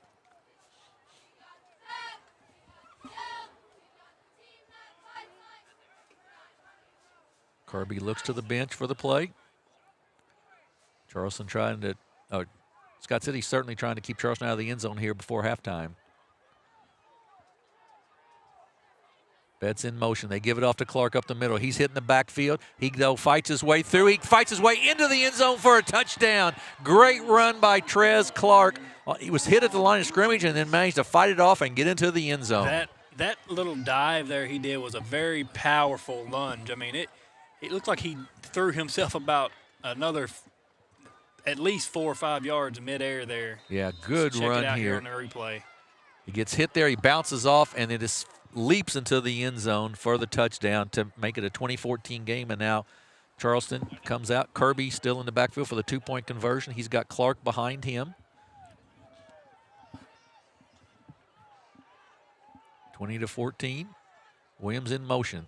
They give it to him on the jet sweep. He's going to cut it up inside. He gets in for the 2. So Charleston goes up by 8, 22-14 after the touchdown run by Clark and the 2-point conversion by Trayvon Williams, a freshman.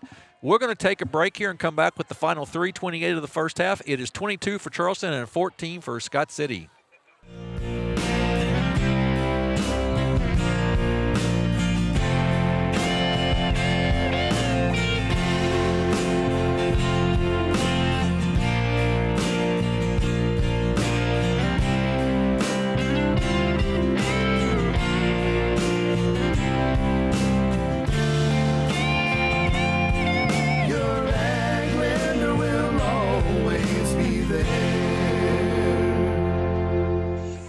Back at Scott City High School, Charleston takes the lead, 22-14, 57-yard touchdown drive capped by a 11-yard run by Trez Clark for the touchdown, and they have the 22-14 lead. Jim Riker and Corey Sisk alongside here, which has been a very entertaining first half. We thought it would be a good game, and it has been good back-and-forth football so far. It has been a very good game.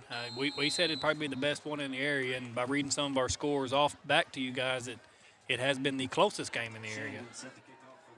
Shannon kicks it off, puts it down, bounces at about the 30 or so. It's going to be fallen on and taken there by Gloth, and he'll take it at about the 23-yard line. And I believe if I were Scott City, I'd try to put somebody up in that 25 to 30-yard spot there on the kickoff probably. I agree with you. I think Charleston's going to keep doing what they're doing. They're going to squib kick it, try to keep it out of Gloth's hands, Underwood's hands.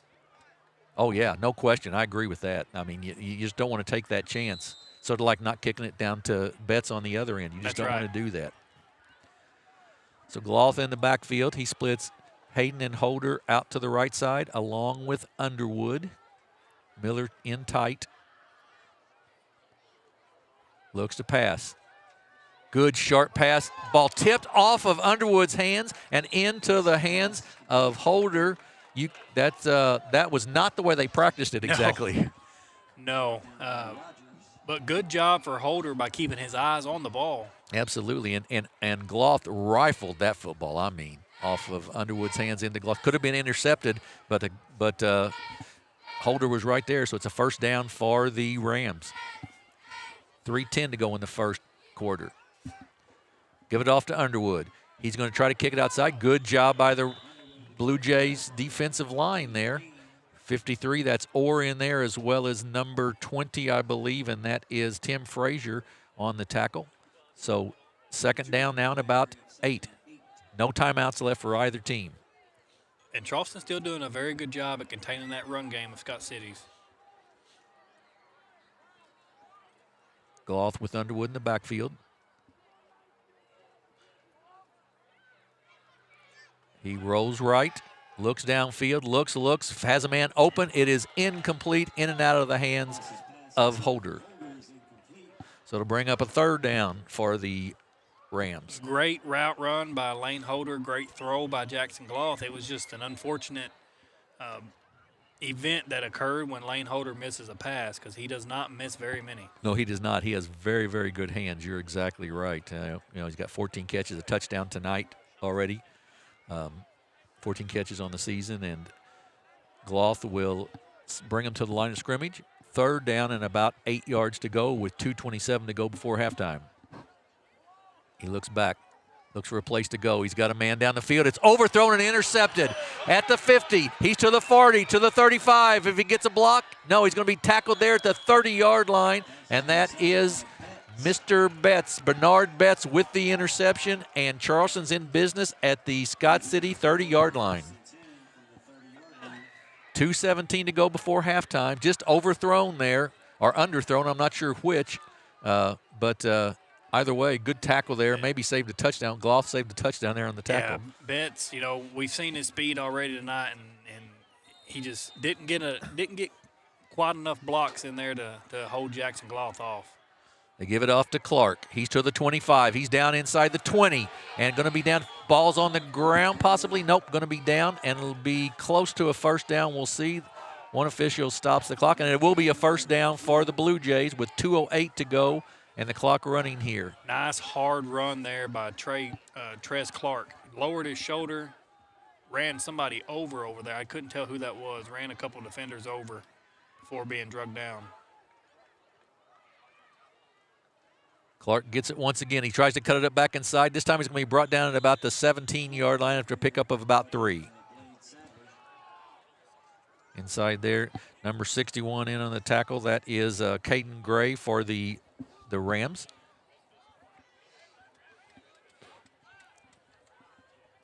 Second down, 1:30 to go and counting. No timeouts for the Blue Jays.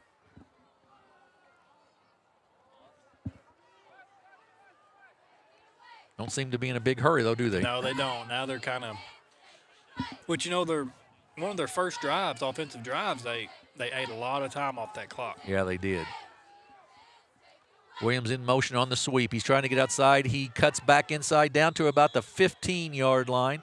So it's going to bring up 3rd down and about 5 here with a minute to go and counting in this first half.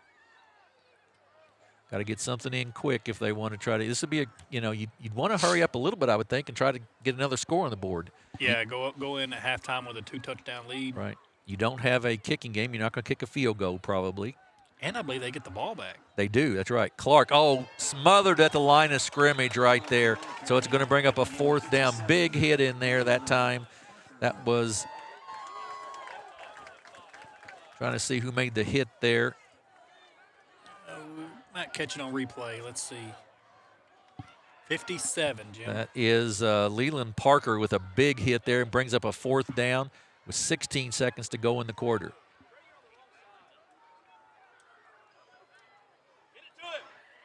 Pass out, wide open. Can he get it in the end zone? He can. Touchdown, Blue Jays. Betts with the touchdown pass with 5 seconds to go in the quarter. They just ran a really nice route right there. We'll see it here on instant replay. Yeah, he was wide open out there. Right in the middle of the field, wide open. Really was. We'll see the route he runs here. He just cuts down the field. Nobody picks him up. They were looking to run. The safety didn't get there in time, and it's a touchdown.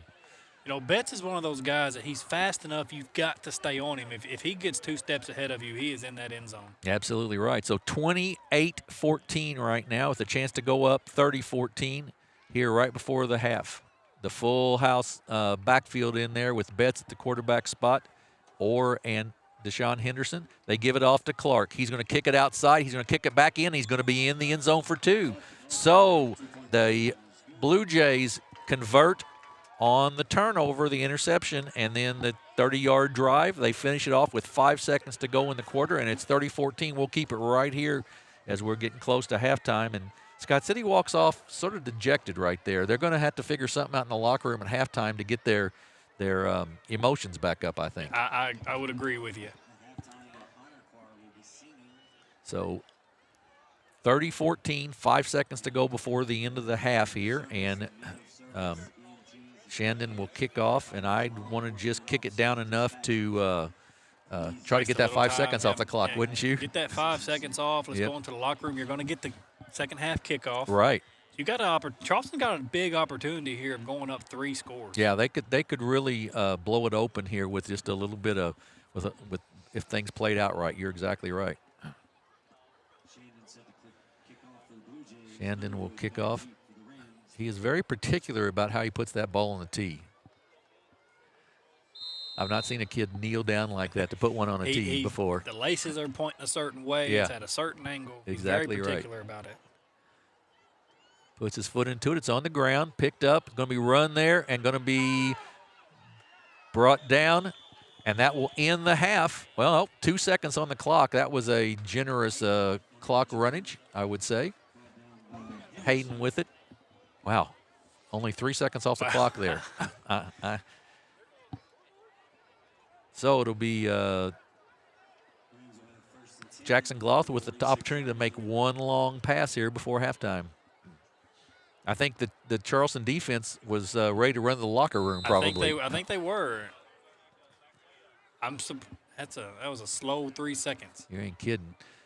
They've got a couple of deep safeties back there. A.J. Rogers and Clark is back there. They don't want to get anything behind them here. Gloth gives it off to Underwood. He's got an opening. He's going to be tackled at the 25 to end the half. So a nice pickup that time of about 25 yards or 27 yards for Underwood. But we're going to go to halftime with the score. The Charleston Bluejays 30, the Scott City Rams 14. We'll take a halftime break and be back here with the second half on Aycorp Sports in just a few minutes.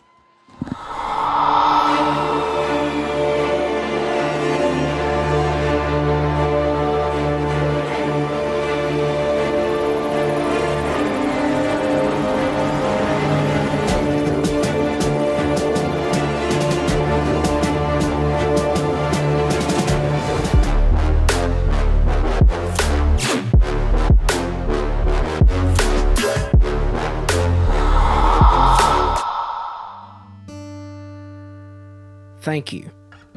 Thank you for letting us be a part of your family and for trusting us with the ones you love the most. Thank you for allowing us to be a part of those lifelong memories. Thank you for taking us on the job and for putting us to work. Thank you for choosing us for your first vehicle and for every vehicle after. Thank you for trusting us for 70 years.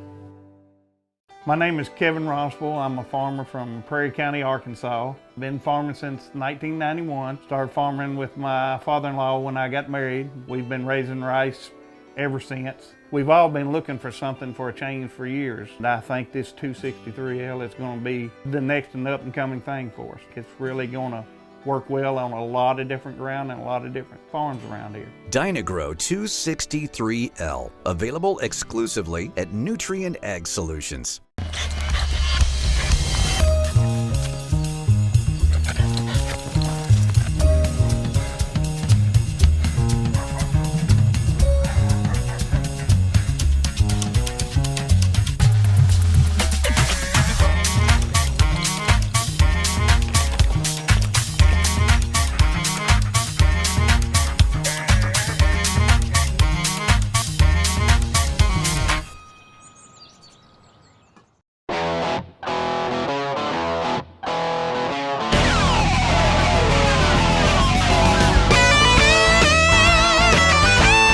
We're right here at King Jerry Lawler's Hall of Fame Bar and Grill on world famous Beale Street, and as you can see, oh my gosh, we have the best barbecue ribs in Memphis.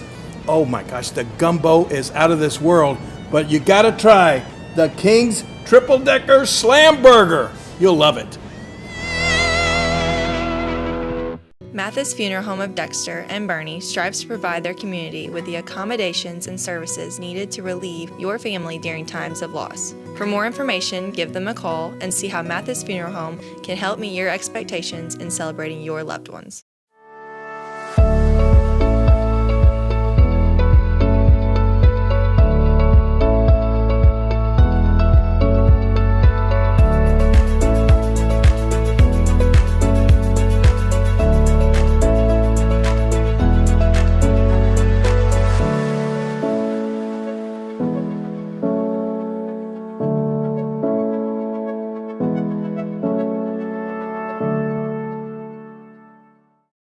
At First State Bank and Trust, your future matters to us. Whether opening your first checking account or growing savings for the future, we're here to help with innovative tools and personalized service. FSBT offers a range of deposit options to fit your needs.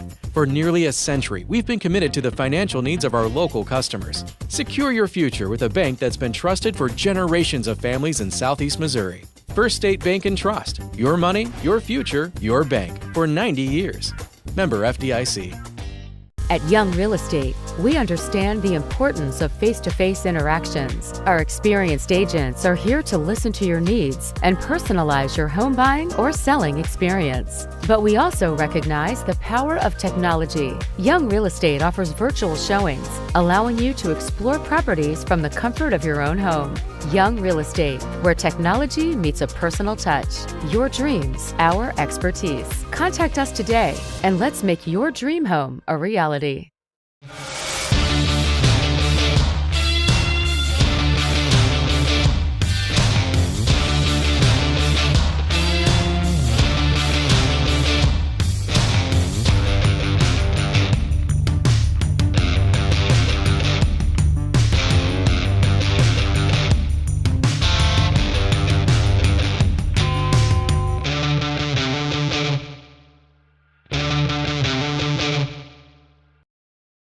Do you need personalized merchandise? Trying to celebrate the season of that big state run? Then Juju Promotions in New Madrid has you covered. Whether it's heat presses, screen printing, or embroidery, we always have an option that will leave you satisfied and looking your best. With seasonal styles and plenty of accessories, there's something here for everyone. So come in and shop around. You'll be welcome with a smile and leave more fashionable than ever.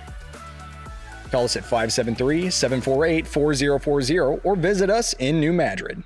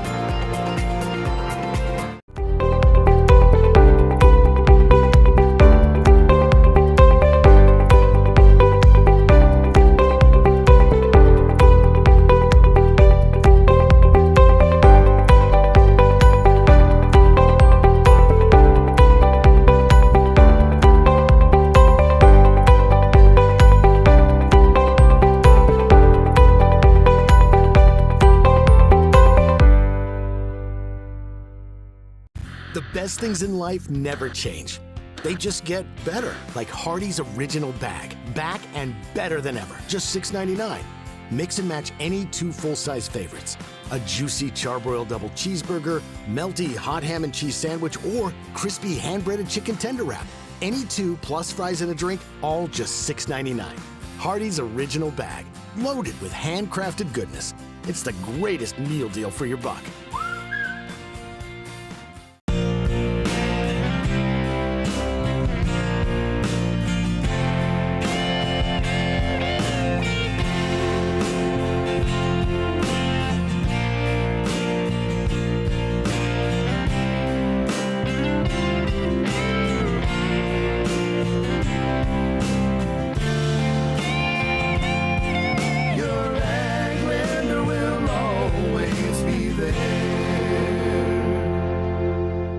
At SEMO Health Network, we strive to provide caring and affordable health care while making our patients feel welcome in our warm and friendly atmosphere. With locations throughout Southeast Missouri, we provide medical, dental, OB, and behavioral health services to anyone and everyone that may need it. Visit SEMO Health Network for your wellness exams, COVID and flu vaccinations, lab services, dental exams, counseling, and more. For more information, visit our website and let SEMO Health Network take care of you.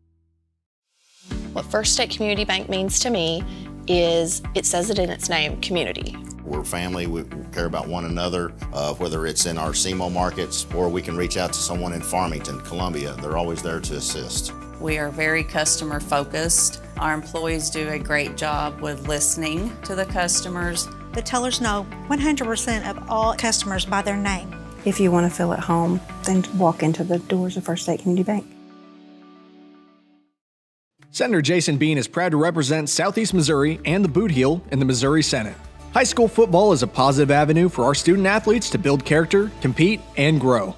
Senator Jason Bean wishes all our student athletes and coaches a successful season. Thank you. Thank you for letting us be a part of your family and for trusting us with the ones you love the most. Thank you for allowing us to be a part of those lifelong memories. Thank you for taking us on the job and for putting us to work. Thank you for choosing us for your first vehicle and for every vehicle after. Thank you for trusting us for 70 years. My name is Kevin Roswell. I'm a farmer from Prairie County, Arkansas. Been farming since 1991. Started farming with my father-in-law when I got married. We've been raising rice ever since. We've all been looking for something for a change for years. And I think this 263L is going to be the next and up-and-coming thing for us. It's really going to work well on a lot of different ground and a lot of different farms around here. Dynagro 263L, available exclusively at Nutrient Ag Solutions.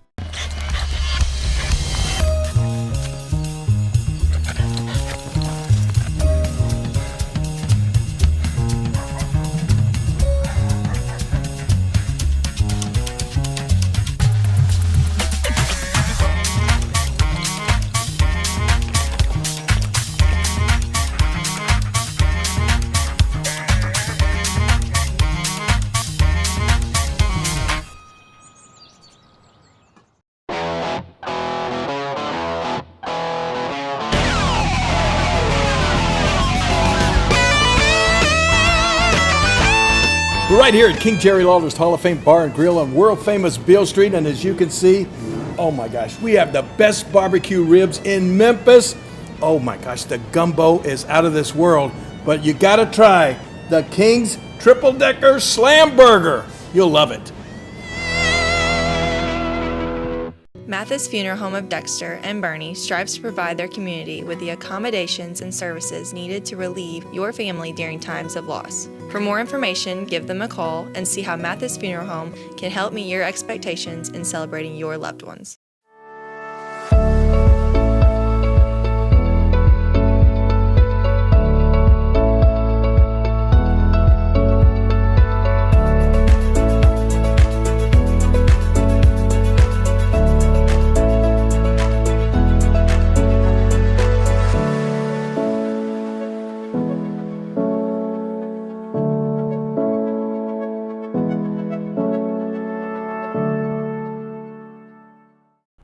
At First State Bank and Trust, your future matters to us. Whether opening your first checking account or growing savings for the future, we're here to help with innovative tools and personalized service. FSBT offers a range of deposit options to fit your needs. For nearly a century, we've been committed to the financial needs of our local customers. Secure your future with a bank that's been trusted for generations of families in Southeast Missouri. First State Bank and Trust. Your money, your future, your bank. For 90 years. Member FDIC. At Young Real Estate, we understand the importance of face-to-face interactions. Our experienced agents are here to listen to your needs and personalize your home buying or selling experience. But we also recognize the power of technology. Young Real Estate offers virtual showings, allowing you to explore properties from the comfort of your own home. Young Real Estate, where technology meets a personal touch. Your dreams, our expertise. Contact us today and let's make your dream home a reality.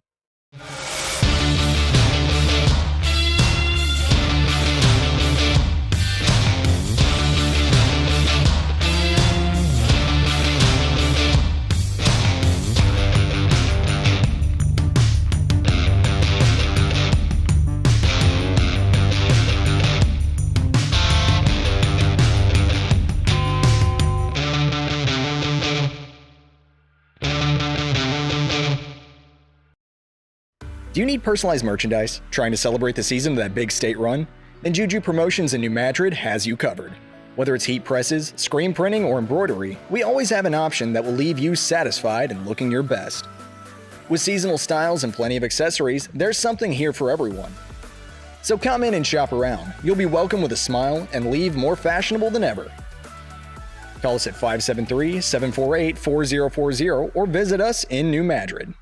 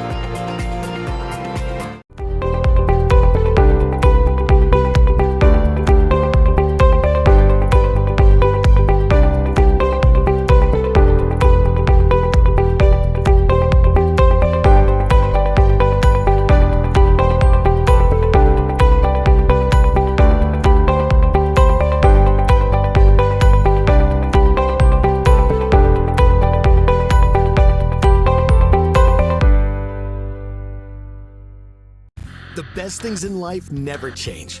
They just get better, like Hardee's Original Bag. Back and better than ever. Just $6.99. Mix and match any two full-size favorites. A juicy charbroiled double cheeseburger, melty hot ham and cheese sandwich, or crispy hand-breaded chicken tender wrap. Any two plus fries and a drink, all just $6.99. Hardee's Original Bag.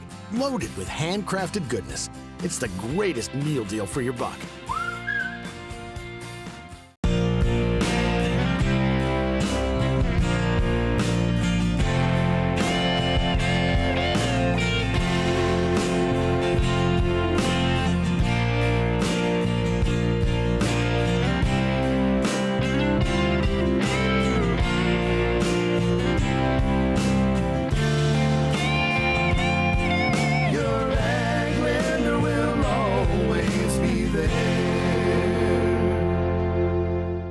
SEMO Health Network, we strive to provide caring and affordable health care while making our patients feel welcome in our warm and friendly atmosphere. With locations throughout Southeast Missouri, we provide medical, dental, OB, and behavioral health services to anyone and everyone that may need it. Visit SEMO Health Network for your wellness exams, COVID and flu vaccinations, lab services, dental exams, counseling, and more. For more information, visit our website and let SEMO Health Network take care of you. What First State Community Bank means to me is it says it in its name, community. We're family, we care about one another, whether it's in our SEMO markets or we can reach out to someone in Farmington, Columbia. They're always there to assist. We are very customer focused. Our employees do a great job with listening to the customers. The tellers know 100% of all customers by their name. If you want to feel at home, then walk into the doors of First State Community Bank. Senator Jason Bean is proud to represent Southeast Missouri and the Boot Heel in the Missouri Senate. High school football is a positive avenue for our student athletes to build character, compete, and grow. Senator Jason Bean wishes all our student athletes and coaches a successful season. Thank you. Thank you for letting us be a part of your family and for trusting us with the ones you love the most. Thank you for allowing us to be a part of those lifelong memories. Thank you for taking us on the job and for putting us to work. Thank you for choosing us for your first vehicle and for every vehicle after. Thank you for trusting us for 70 years. My name is Kevin Rossville. I'm a farmer from Prairie County, Arkansas. Been farming since 1991. Started farming with my father-in-law when I got married. We've been raising rice ever since. We've all been looking for something for a change for years. And I think this 263L is going to be the next and up and coming thing for us. It's really going to work well on a lot of different ground and a lot of different farms around here. Dynagrow 263L, available exclusively at Nutrient Ag Solutions.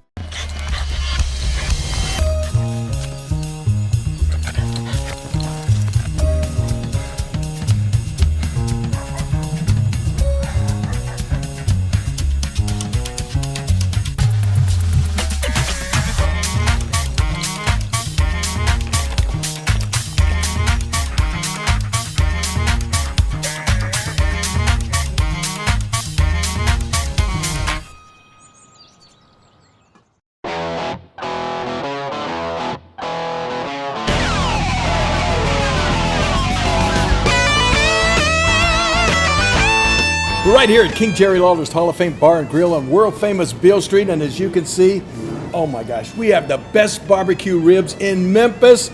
Oh my gosh, the gumbo is out of this world, but you gotta try the King's Triple Decker Slam Burger. You'll love it. Mathis Funeral Home of Dexter and Bernie strives to provide their community with the accommodations and services needed to relieve your family during times of loss. For more information, give them a call and see how Mathis Funeral Home can help meet your expectations in celebrating your loved ones.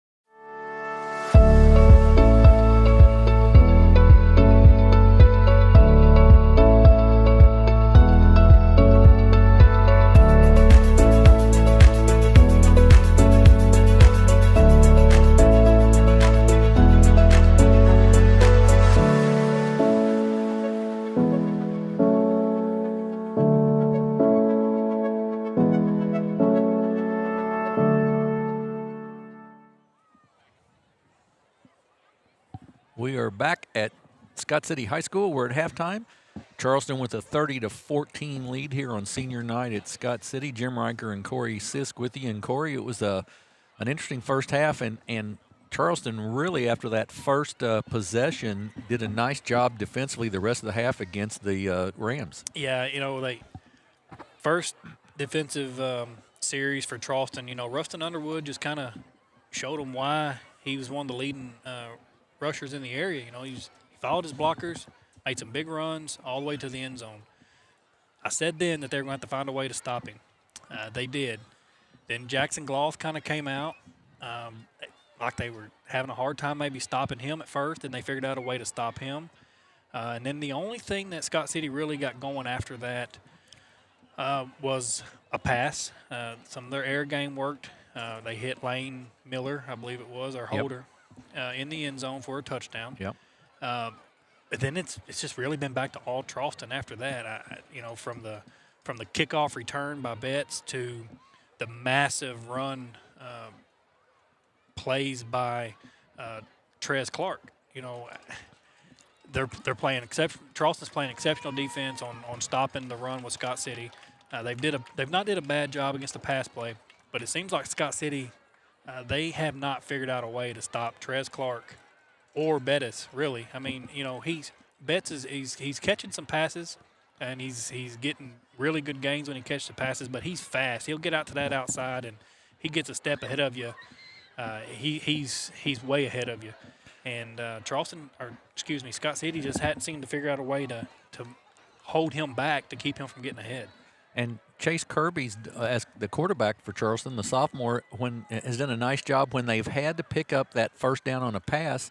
He's done a pretty nice job on that too, and threw the one touchdown pass to Betts when he was wide open. Yes, right there towards the end of the half. And that was a big touchdown because you mentioned it before halftime. That a 2-possession game, and then Charleston gets the kickoff to start the second half. So, I mean, they could be up 3 scores here fairly quickly. Yes, that would be a big deal. But as long as Charleston comes out and didn't make too significant of adjustments, and at halftime they come out and just play the game they played the first half, I don't see the second half going any differently, and I think Charleston will take the ride back down 55 South with the win. Yeah, big. It'd be interesting to see how Scott City wants to try to adjust. Do they try to go back to what they are sort of known for, the pounding game with Rustin Underwood, or are they going to try to let Gloth air it out? But the Charleston defensive backs have done they got one kid get open for the touchdown catch, but other than that, they've done a pretty good job on the on pass protection and pass defense. Yeah, I think they have too for the most part. So it is, as we said, 30 to 14 here at halftime. Some other scores from around the area. Dexter is up at the half, 33-0 over Kennett. Valley was up over Park Hill Central, 30-0 at halftime. I got Jackson 35-6 over Sykes at halftime. Cape Central 34-7 over Farmington in the third quarter. St. Vincent looks like 35-8 halftime over Cuba. St. Genevieve 28-6 at halftime over Fredericktown. That's a Class 3 District 1 game that has some significance on who hosts a playoff game. I don't have anything on Portageville and Father Toten. Right, I have not either. 34-14 New Madrid over Malden at halftime, and I got to update East Prairie score. We're showing 8-0, but a guy sent me a text message who was there. 26-6 East Prairie at halftime. 26-6, and Crothersville with a 48-16 win over Hayti in the Battle of Boot Hill down there. That's a final. That game started a little earlier. West Plains leads Poplar Bluff 14-13 in the third quarter. And I think you said New Madrid over Malden 34-14 in the second quarter. So those are the scores around the area. Some good games there. And next week we will have volleyball here on Thursday night for you on Aycorp Sports. We'll be in Portageville for the Boot Hill Conference Tournament Championship in volleyball. Both JV and varsity will bring you. And then Friday night we'll be at Dexter High School, matchup of 2 Class 3 ranked teams. It'll be the number 3 ranked Dexter Bearcats, the number 7 ranked Park Hill Central Rebels. The winner of that one will get the bye. More than likely, will get the bye in the in that Class 3 District 1. So that'll be a big game for Dexter. And it's funny, Park Hill Central could have a couple losses, but if they beat Dexter in that game, that's all that really matters for to host. And that's the unfortunate part about the way district works and the way they fall. It really doesn't matter about your record a whole lot. It's just who you sort of beat in your district. That's correct. And points and strength of schedule, stuff that I don't necessarily agree with, but that's what the state decides. But Bobby was jealous that you and I got to call the Jackson and Cape game, and I'm jealous that you guys are going to get to call the Dexter and Park Hills game. That's going to be a good one. It should be a real good one. Dexter's had their 2 big games so far this year. That was the Southern Boone game, and it'll be this one with Park Hills. And to see if they can maybe continue a undefeated season. We're waiting here to start the second half. It has chilled off. It's turned into football weather a little bit. It has. You and I were just talking. We should have wore our long sleeve pullovers that absolutely Aycorp was so nice to provide us with that we left hanging in our closets. Exactly right. Exactly right. I should be smarter than that, but apparently after 65 years of life, I am not. So, so we are set to go here. Charleston will get the ball to start the second half, and Scott City, of course, then will kick, and we'll go from there here on senior night at Scott City. I believe this one is the game of the week on KFES TV. I saw them here earlier this evening as well. They're still there. Yeah, they're still right over there by the ambulances. All right. Don't know if their coverage is any better than ours, though, so there you go. Yeah, we got you the whole game. They're That's just going to exactly get you right. highlights. That's yeah, exactly right. So we're set to go here to start the second half, and this will be Caden Talley, freshman, to kick off for the Rams. Betts back deep. It's going to be a short on-the-ground kick, picked up by Charleston, just falling on there wisely. And Charleston will take over 1st and 10 on their own 37-yard line.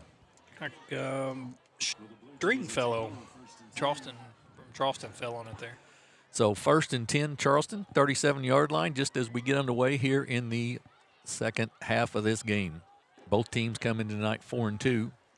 Charleston with a really good chance with the win tonight to potentially host a playoff game down at Charleston. Well, like I said, it'd be a big turnaround after being 2-8 last season. So Kirby in the backfield. He's got Clark behind him. Kirby takes it, tries to run outside. Going to have to be flushed around. Nice block by Clark there, but then they collapse on him, and he's going to be tackled for a loss there. And that just looked like a broken play right off the bat. Broken up, busted play. If there's a replay here, I want to point out that block from Clark because I'm not sure a lot of people would have saw that, but he came back and he hit. Yeah. We're going to see it right here. He picked up a nice block. Oh, yep. That's at the end of the play, I think. Yeah, that's at the end of the play. But he came back around. Protected his quarterback a little bit, didn't he? Protected his quarterback and delivered a nice block on Leland Parker. Yeah. 2nd and 14 after the 4-yard loss there.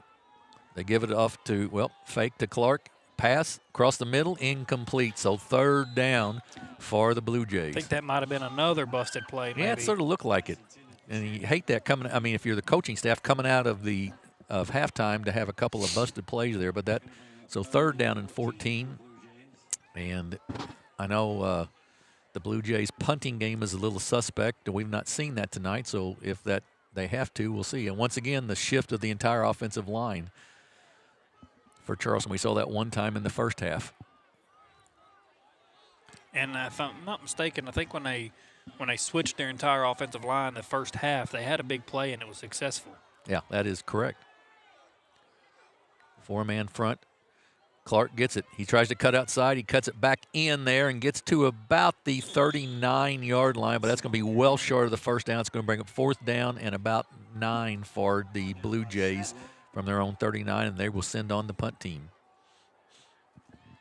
So good defensive stand to start the second half by the Rams. And it will send, looks like Kirby is also their punter possibly.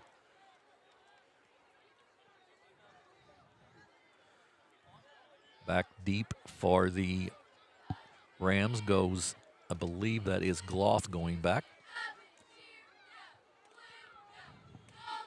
Snap, good one. Kirby gets it, kicks it.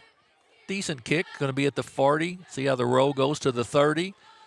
Down inside the 25, so they get a good roll, good punt there. So Scott City will start 1st and 10 from their own 25-yard line with their first possession here in the second half. And if Charleston defense comes out the second half and plays like they did the first half, Scott City is going to have to figure something out to get something going here, or it's going to be a quick three and out for them. Yeah, and this is a chance for them to get back in the ballgame. They're down 2 scores, 30-14.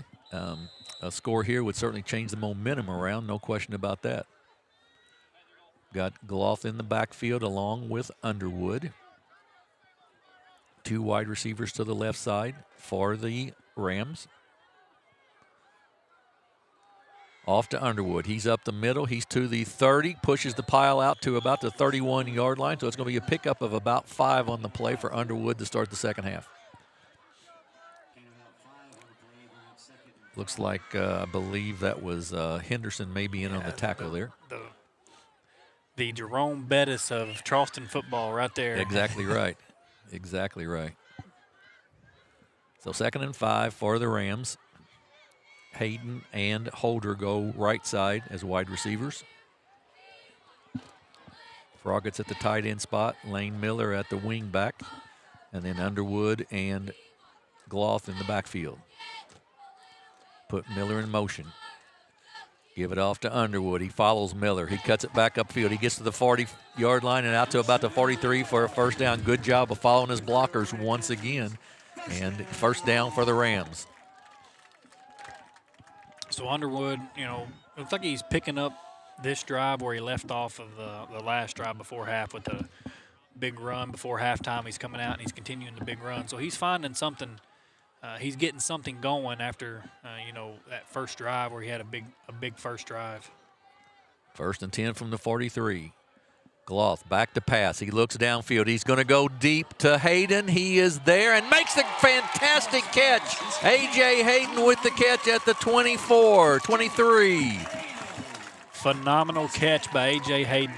Kept his eye on the ball, went up. Looks like Charleston maybe played him back just a little bit. A couple steps back behind him just a little bit. Hayden reaches up with those long arms that he has, brings that ball in. First down and a nice catch. Yeah, the defensive back for Charleston didn't come up and really attack him on that like he could have probably because that ball was in the air for a while, but it's a great catch and a first down. Scott City's in business. Gloth moving some people around. Got Hayden to the left side, Holder to the right side, as well as Underwood.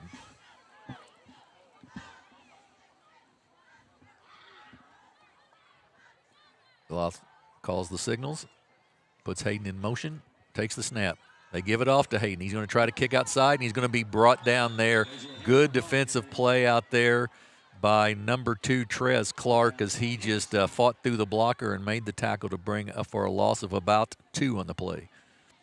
2nd and 12.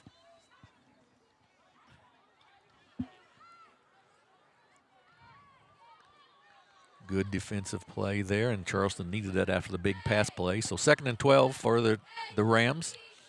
3 wide receivers split to the left side. See if they go back to giving it to Underwood or try to put the ball in the air again. I would imagine, Jim, Charleston's going to play A.J. Hayden just a little bit closer. Gloff rolls out. He's got a receiver caught. Good. Oh, just missed. Incomplete. Yeah. Just dropped it. Hayden was trying to get his feet in as well as make the catch and didn't accomplish the making the catch. That would have been just as impressive of a catch as that last catch that he had. That was a good, nice footing there before he went out of bounds. Absolutely. Just bounced off his shoulder pads, couldn't hang on to it. So 3rd down now and 12 for the Rams from the Charleston 26.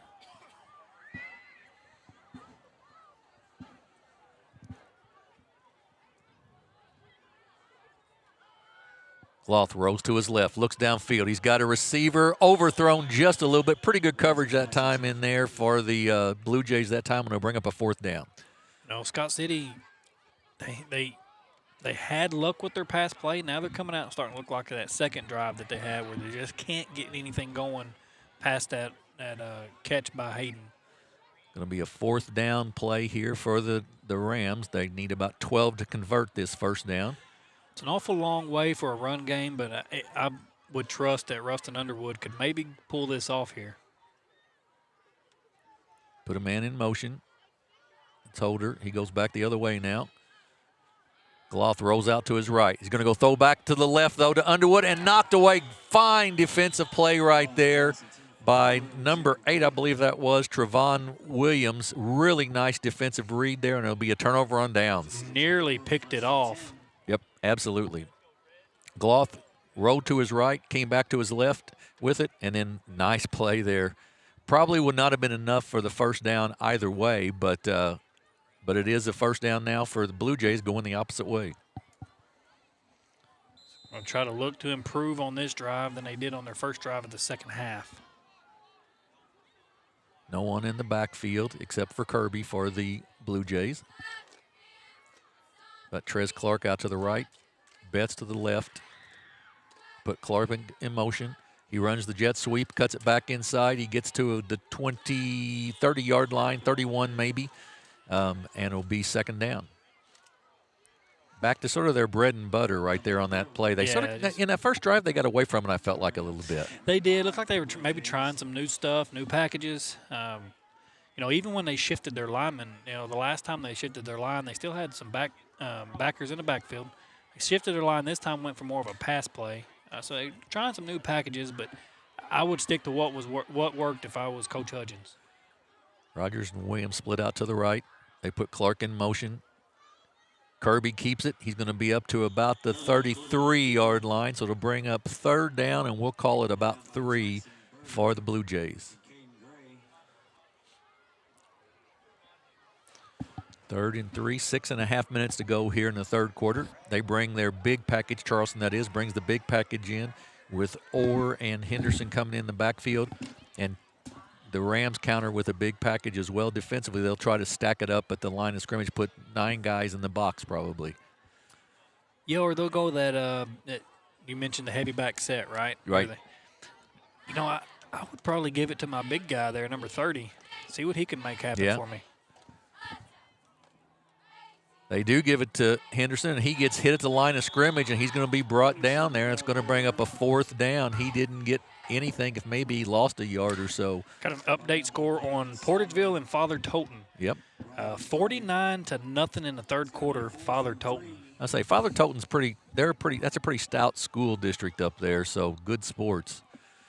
But Portageville doesn't get beat like that at home very often. They don't get beat like that on the road very often. Right. It's been a while. It has been a while. 4th down for the Blue Jays here, and they're going to go for it at their own 33-yard line. Betts gets it.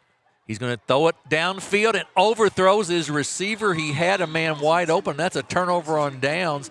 That's a risky call right there on a 4th and 3. That was very risky for Charleston. He was wide open, just kind of got overthrown, and that was T.J. Ferris. Yeah, he was. He was wide open. Betts just overthrew him. If he would have connected, he had nobody even close to him. No, I don't think anybody thought the big man would be split out like that, like he was, but he was wide open. So the Rams take over 1st and 10, 5:20 to go, and this gives the Rams an opportunity to get right back in the ball game here, taking the ball over at the Charleston 33-yard line. We've not seen Charleston go 2 series without a touchdown all game. That's the first.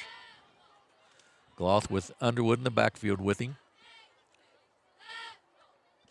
Put Miller in motion. I believe Underwood will get it. He does. He's at the 30. He's to the 25, and it brought down at about the 23-yard line. Tackle there by Vega McKinney.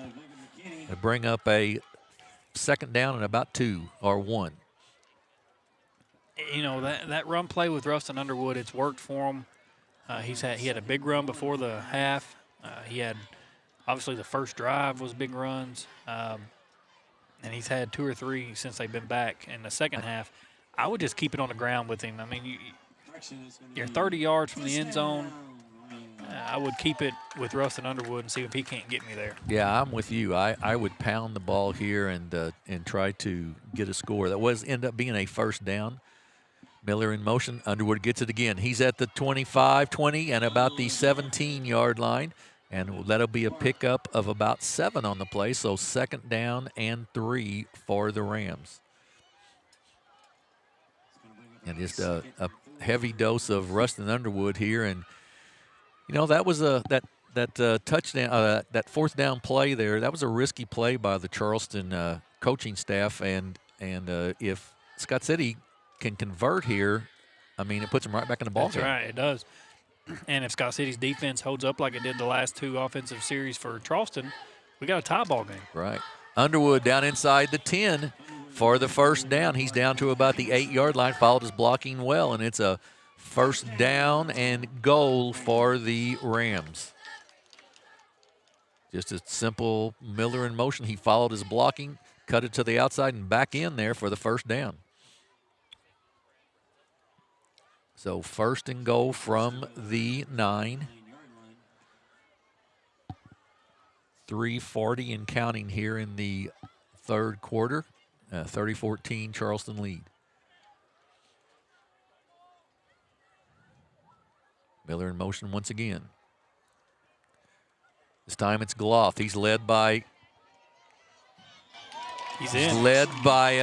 Underwood and into the end zone for the touchdown. They just went power to the left side. Gloth carries it in and makes it 30-20.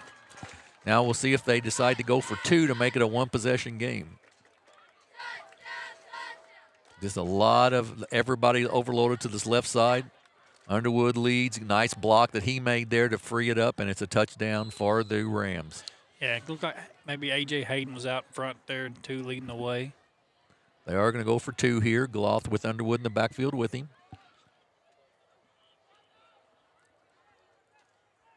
Out to Holden.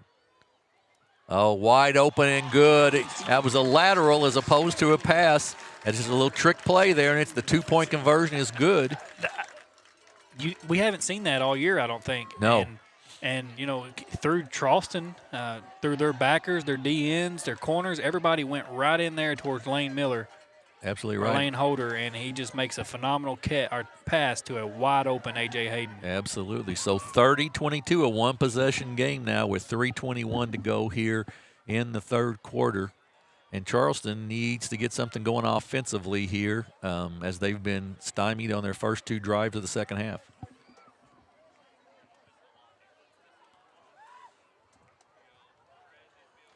Dexter leads 47-0. I believe, if I've counted right, Jackson Howard has 6 touchdown passes tonight for the Bearcats. I think they're working on their passing game a little bit. I would like to see what the state record is. It's got to be close. Yeah. Caden Talley to kick off once again for the Rams. Betts back somewhat deep, though they kicked short the last time. Wind blowing from left to right here, sort of, so it's not going to really affect the kick a whole lot.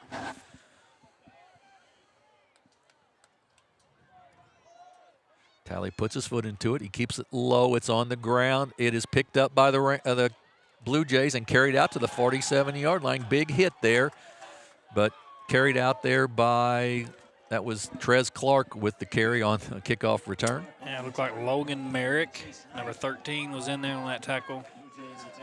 So 1st and 10 from the 47, their own 47-yard line. Great field possession for the Blue Jays.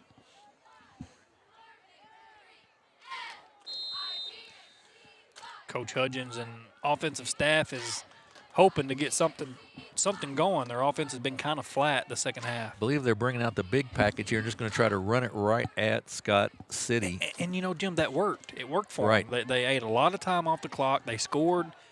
They kept the ball out of Scott City's hands, and it worked for them. I would go back to it. Just some smash mouth. That's Betts. He tries to get outside. He cuts it back in. He's to the 50, and inside the 50 to the 49-yard line, a pickup of about 4 on the play. And that's all you really want. Pick up 4 to 5 yards on a play, and you'll drive down the field. You got 3 minutes left in the quarter. You know, Charleston easily had possession of the football in the first quarter for, I know, at least 3.5, 4 minutes. Right. They just by playing smash mouth football, picking up 2, 3, and then eventually a first down, resetting. So I would just, if I'm Coach Hudgens, I would keep doing that, knowing that Scott City has made some adjustments and they're coming back out and they've got their offense firing. I'm going to try to waste as much time off that clock as I can. Betts back there with Clark behind him. Snap. They give it off to Clark. He's at the 47. He's down to the 45-yard line and going to be about a yard short of the first down as he picks up about 5 on that play. Bring up 3rd down and about 1 to go. 2:17 to go in the third quarter. Ball inside Scott City territory. Betts at the quarterback spot right now. He splits the big guys beside him, Orr and Henderson. They give it off to Clark. He's got the first down and more to the 40, inside, right at the 40-yard line. They'll mark him, and it's a first down for the Blue Jays. Yeah, you know, three run plays. You got a first down. You're down to 1:50 left. So Scott City's had the ball 1 minute and 30 seconds already. I would keep playing this run offense. Yeah, I would agree with you. You want to run as much time off the clock, and if you can get a score out of this on top of it, back up to 2 scores, and you've taken off maybe 5 or 6 minutes off the clock, that's a big deal. That's right. Very big deal. So first down for the Blue Jays. Betts takes the snap, just hands it off to Clark. He gets to the 37-yard line, and it'll be brought down right there. They've had a change of quarterback this half. It looks like it's Betts. Betts, yeah, is quarterbacking right. Pickup of about 2 on the play brings up 2nd down and 8. Betts looks to the bench for the play call. 55 seconds to go in the quarter.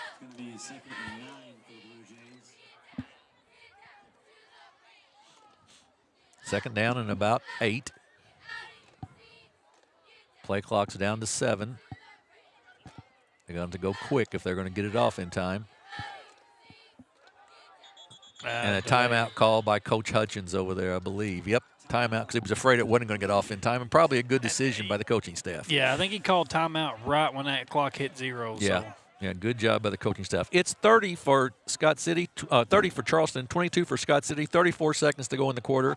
We'll take a break and be back here on Aycorp Sports. At Young Real Estate, we understand the importance of face-to-face interactions. Our experienced agents are here to listen to your needs and personalize your home buying or selling experience. But we also recognize the power of technology. Young Real Estate offers virtual showings, allowing you to explore properties from the comfort of your own home. Young Real Estate, where technology meets a personal touch. Your dreams, our expertise. Contact us today, and let's make your dream home a reality. Back at Scott City High School, 30-24. Charleston with the lead with 34 seconds to go here in the third quarter. They have a 2nd down and 8 from the Scott City 38-yard line. And Corey, they've just in this last series have decided to go to smash mouth football, and it's been fairly effective so far. Which is the offense they primarily ran in the first half. I get it. They came out here. They had a 2-touchdown lead. They came out the second half, wanted to try some new packages, some new stuff. It didn't work for them. Let's go back to what worked, which is smash mouth football, which is what Charleston is known for. And let's keep going here, and you'll get yourself into the fourth quarter, maybe with the score. Bernard Betts at the quarterback spot. He's got Trez Clark behind him. And Henderson beside him in the backfield. They give it off to Clark. He's hit. Nope, I take that back. Betts keeps it. He's at the 30. He's to the 25. He cuts outside to the 20, to the 15, to the 10, and down inside the 10-yard line. Great fake there. Handoff to Clark, and then Betts just cuts to the left side and gets it down the field. I'm not going to lie. I thought he actually handed it off. I did too. He had 3 or 4 guys. He just drew them all in, and he used his speed to get outside. And A.J. Hayden with the touchdown-saving tackle. So did, I believe, most of the Rams defense there. Yes, that was an awesome fake handoff there. So 23 seconds to go in the quarter, down inside the 10, 1st and goal for the Blue Jays. Betts takes it, gives it off to Clark. He cuts it to the 5. He's going to be brought down right at the 5-yard line, just maybe short of the 5. 2nd and goal from there. And that probably will be the end of the third quarter here. I believe that will be it. So we're at the end of 3. It is the Charleston Bluejays 30, and they're driving the Scott City Rams 22. We'll take a break and be back with the fourth quarter action here on Aycorp Sports. Thank you. Thank you for letting us be a part of your family and for trusting us with the ones you love the most. Thank you for allowing us to be a part of those lifelong memories. Thank you for taking us on the job and for putting us to work. Thank you for choosing us for your first vehicle and for every vehicle after. Thank you for trusting us for 70 years. Senator Jason Bean is proud to represent Southeast Missouri and the Boot Heel in the Missouri Senate. High school football is a positive avenue for our student athletes to build character, compete, and grow. Senator Jason Bean wishes all our student athletes and coaches a successful season. Back at Scott City High School, it's Scott City trailing the Charleston Bluejays 30-22. Charleston has the ball as we start the fourth quarter, second and goal from the 5-yard line. Corey, from around the area, I see Cape Central 41-14 over Farmington and Jackson 55-12 over Sykeston. You said that in that Crothersville game, they just sort of dominated in the second half over Hayti. Yeah. And 28-6, St. Genevieve over Fredericktown. Valley Catholic leads Park Hill Central 44-0 in the third quarter. And Charleston here with a second and goal from the 5-yard line. 34-6 East Prairie over Kelly. Did you get that one? I did not. Yeah, 34-6 East Prairie over Kelly, fourth quarter. Clark with the carry, and he is in for the touchdown. Trez Clark with the touchdown for the Blue Jays, and they go back to a 2-score lead. Just I believe that was a 53-yard drive, and Clark with the touchdown to give them the 2-score lead. Just continued with that heavy back set. Now for the extra point, or the conversion, they're going to bring in Kirby at the quarterback spot. Clark behind him, a couple of wide outs to try to get the 2-point conversion here. Clark end around, and nobody's home on that one, and Betts just walks it into the end zone. That's an excellent play call. They're confusing. Looks like they're confusing Scott City a little bit there on who's actually got the football and who's not. But they're doing a great job at these play action fakes there. They really did. Clark they faked the ball to Clark where they thought it was going to go, and just a great job there. Betts was able to walk it into the end zone for the 38-22 lead.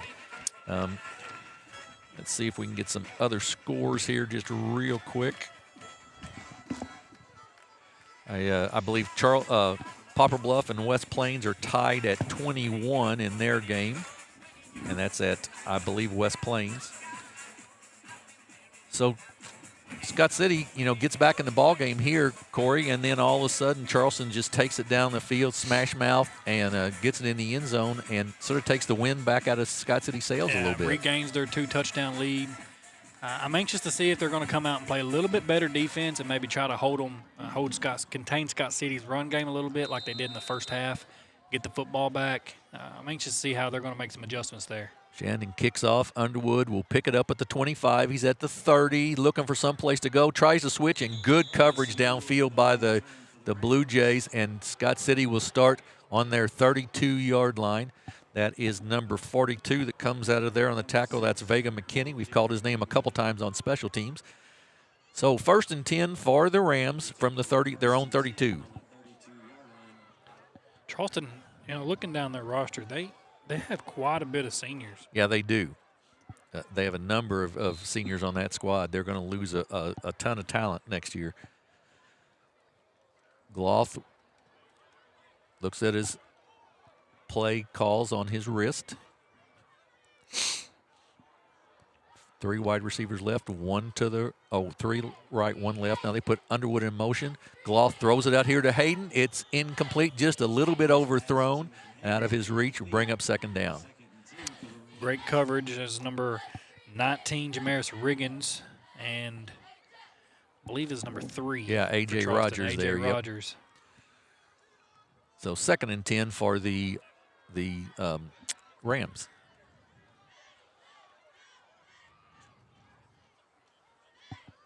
$11:48 to go, just underway here in the fourth quarter, and a 16-point lead for the Blue Jays.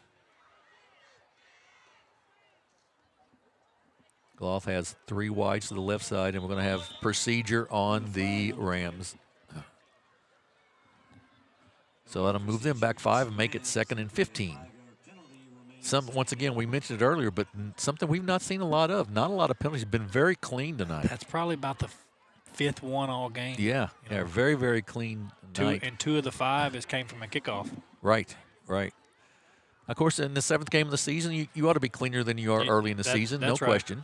But as physical as it's been, I mean, I'm surprised we haven't had more hold calls because the line has been really physical on both sides of the ball. Gloth with the pass outside. It is overthrown and incomplete. intended for Hayden once again, incomplete. So it'll bring up third down. And something else we hadn't seen any tonight, and we normally see at least one or two a game, especially on cutbacks from one side of the field to the other, is blocking the backs. Yes. Charleston has done a very good job about not blocking in the back. Of course, Scott City has too, but they hadn't had as much cut, one side of the field to the other, cutbacks like Charleston has. So Charleston's done a very good job about not blocking in the back on those cutbacks from Betts. Gloff takes the snap, rolls to his right, looks downfield, looks, has got a man open, and it is knocked away at the last second. Good defensive play by Bernard Betts. Man, good athletic play there because he had the man open. Yeah,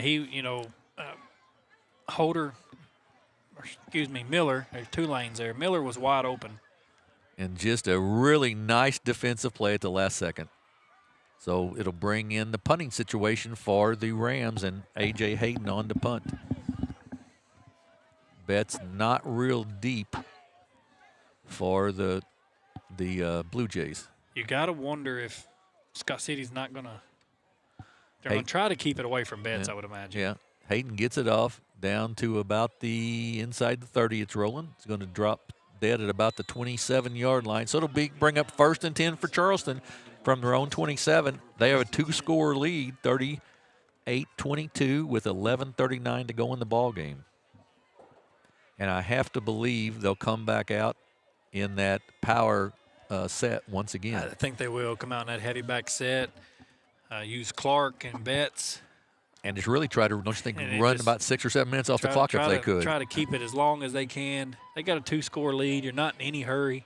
Just try to keep it as long as you can. Get another score maybe. If not, I don't see them running 11 and a half minutes off. But, hey. But even if you run 6 and don't give up don't get a score, but you take that much time off the clock, it's a big deal. They give it to Henderson. He's hitting the backfield, and he's going to pick up a couple on that. Maybe he's going to get out to about the 29-yard line. The big guy, Deshaun Henderson, with the carry for 2. Brings up 2nd and 8. And now they bring Kirby and the smaller package in. I think coaches listen to us and just try to do the opposite sometimes of what we think. Sometimes, yeah, I think so. I think these coaches over here to our left. Yeah, they've been listening in. Giving them some signals. If those guys think we should do it, we probably shouldn't. That's what they're saying. So Kirby's in there in the backfield, quarterback now with Clark behind him. Betts in the slot. He goes in motion. They get it off to Clark up the middle. He's hit at the line of scrimmage, gets away from the first tackler, but only gets about a yard, maybe 2 at most on the play. Probably a yard will bring up 3rd down to about 7. Good defensive stand that time by Lane Sadler of the Rams. So 3rd down and 7. 10:34 and counting here on the clock. I just find it hard to believe they'll let Kirby put it in the air right here, but I could be wrong. I don't think they will. If he does, it's going to be a short pass to Betts or something. I don't see him even doing that, really. They give it to Clark. He cuts back to 30, gets to about the 33, spins and falls forward to the 33 and bring up a 4th down and about 5 for the Blue Jays. Yeah, he's going to bring in the punt team. Yeah, the punt team comes in this time for the Blue Jays. So that'll send Kirby back to punt. Shane Kirby, the sophomore. Or Chase Kirby, excuse me.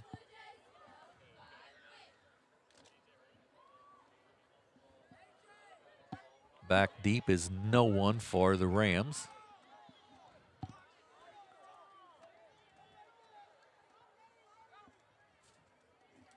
Kirby gets it off. It's low. It'll roll, though, a country mile possibly. It'll get down inside to the 35 and stop her right there dead. So it'll be 1st and 10 for the Rams at their own 35 after their defense holds. You know, Jim, for punt and kicks, for both of them, we've seen every game we've did, the defenders are jumping straight up and not out. I wonder if that's a new rule this year. They're not allowed to lay out for it.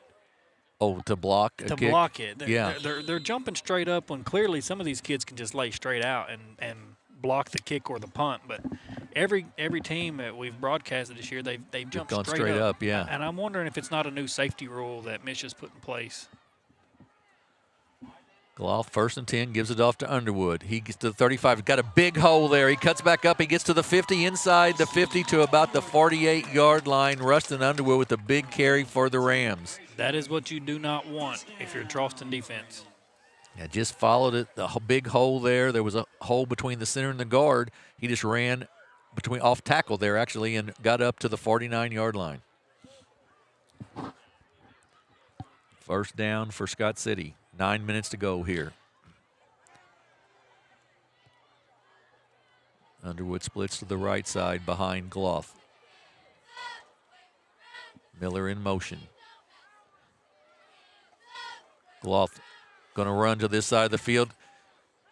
Gets up about 5, now 7 yards, 8 yards maybe on the pickup there. Good job, though, by, I believe it was Trayshawn Shandon, the cornerback, who forced that play back inside and forced it back into the linebackers to be able to make the tackle. So 2nd down and about 2 for the Blue Jays. Yeah, and he forced him back into the big man there, Deshaun Henderson. Actually, I believe that was well, yeah, maybe it was Tayshawn Shandon that got him in. Gloff the pass. He looks downfield. He's got time. Now he's going to tuck it and run. He gets to the 40. He's to the 35. He's going to get a 1st down there. Good coverage downfield by the Blue Jays, but Gloff gets the 1st down on the run. He's tackled there by Deshaun Henderson.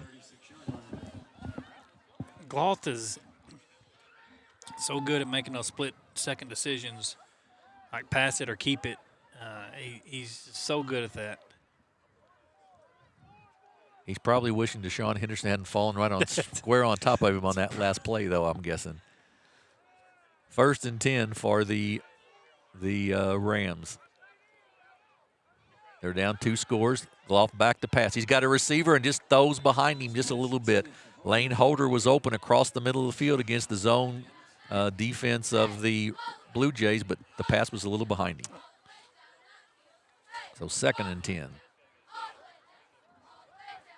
But you get the feel with Jackson Gloff throwing the football that any given play can be a big play. That's right. Yeah, we saw it at Portageville. Right. We've seen it a couple times here tonight. He hit Lane Holder. He's hit A.J. Hayden. Holden and Hayden out, split out right. Miller in motion. They give it to Underwood. He kicks it outside. He's drugged down there, though. Trez Clark just hung on to him and made the tackle, and he picks up only about 2, so 3rd and about 8. 7:24 to go here in the ball game.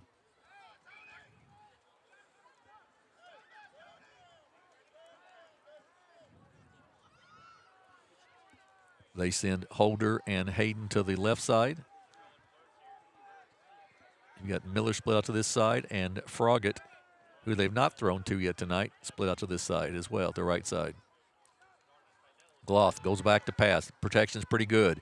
Now it breaks down. He's going to run up the middle. He makes one man miss, makes a second man miss. He cuts to the outside. He's to the 20 and going to run out of bounds at about the 22-yard line to stop the clock, but it'll be a 1st down for the Rams. Picked up a nice block there, too, by Lane Holder from the outside. Good coverage downfield once again by the Blue Jay defense, and then Gloff had to tuck it. And when he did, a nice run there and gets it out of bounds at the 22. Still 1st and 10 for the Rams.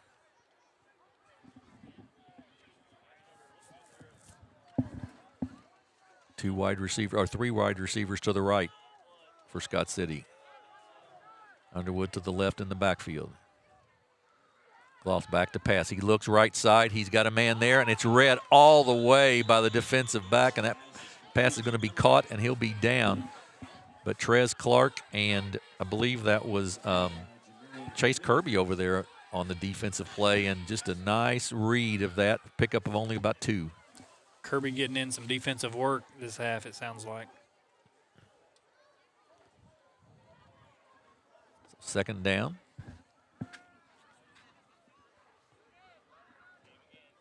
And about 8. Back to pass. He's got a man over the middle, up, and it is caught by Lane Miller for the touchdown. Lane Miller with the big catch for the touchdown makes it 38-28. Wow, good pass and great catch. Lane Miller and Jackson Gloth has done that throughout the season. Line up as a tight end, hit him out for a little dump play, turns, a little dump straight up 10, 15-yard little dump pass into the end zone. They've done that, connected that way several times throughout the season. Great job, and they're back in this ball game. And that's a tough catch over your shoulder, over your head, really like that. And you got defenders, you can't really see who's coming. So right. Absolutely right. And we're going to have a timeout by Charleston here. I think Coach Hutchins knows what a big play this two-point conversion could be, because you get this and all of a sudden it's a one-score game again. So big play coming up here. But just once again, a really nice catch by Lane Miller. And just when you think Jackson Gloss off a little bit on his passing, he throws a great pass like that. Yeah, I think when he gets a little bit off, they run him with his legs, and then it kind of resets him. Yeah. Yeah, that's a good point. Kind of been what it's been like tonight. Yeah, that is a good point. You're exactly right. And he has done a good job of both running and throwing the football. So 38-28.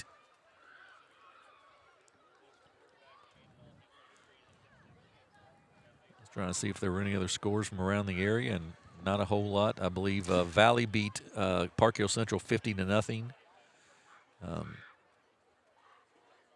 Jackson's final over Sykeston 55-12. Yeah, I'm not seeing really any updates on my end. Yeah. So fourth down, conversion attempt here. Gloth in the backfield with Underwood. Two wide receivers right. Miller split left. Miller in motion. They give it to Underwood. He's going to get in. No, going to be short, I believe.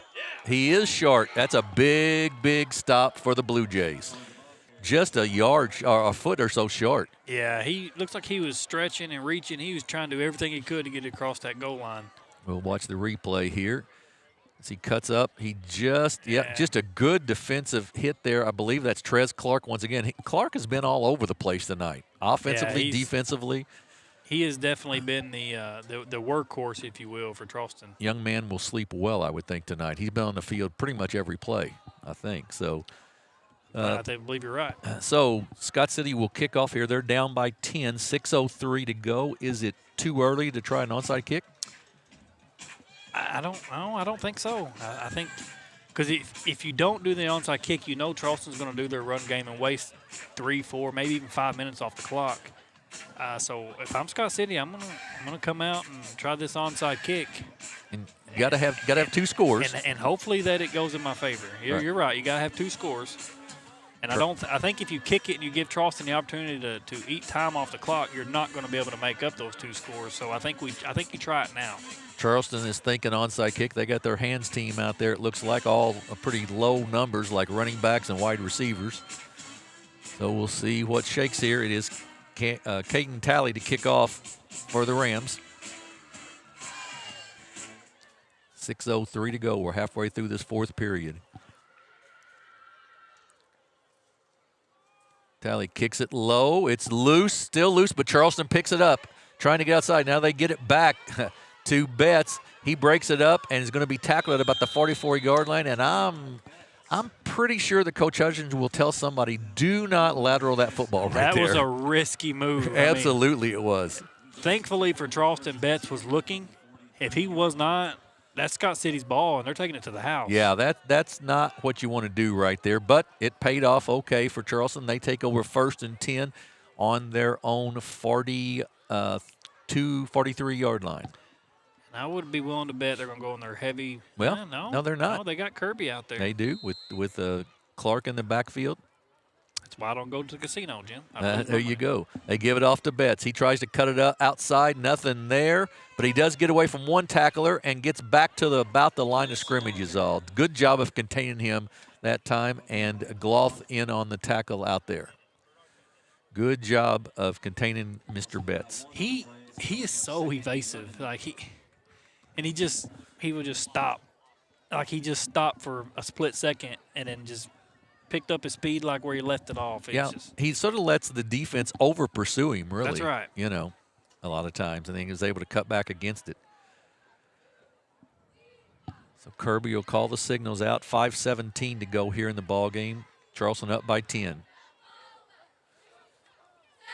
Gives it off to Clark. Up the middle. He picks up to the 45, to the 50, inside the 50, and inside the 45. He'll have a hard run for a first down. He lowered his shoulder pads, and he took somebody with him. He absolutely did, because he was hit early on, but he was bound and determined to get the 8 yards. And he does just right in there. There, yeah, runs over a guy and gets the first down. 1st and 10 at the 46 for the Blue Jays.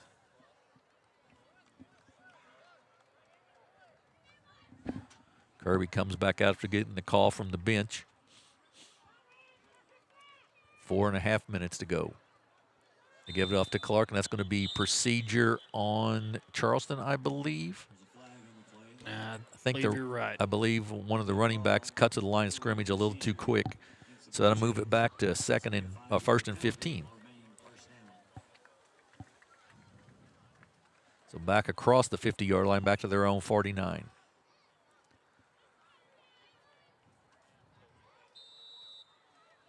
Clock will restart.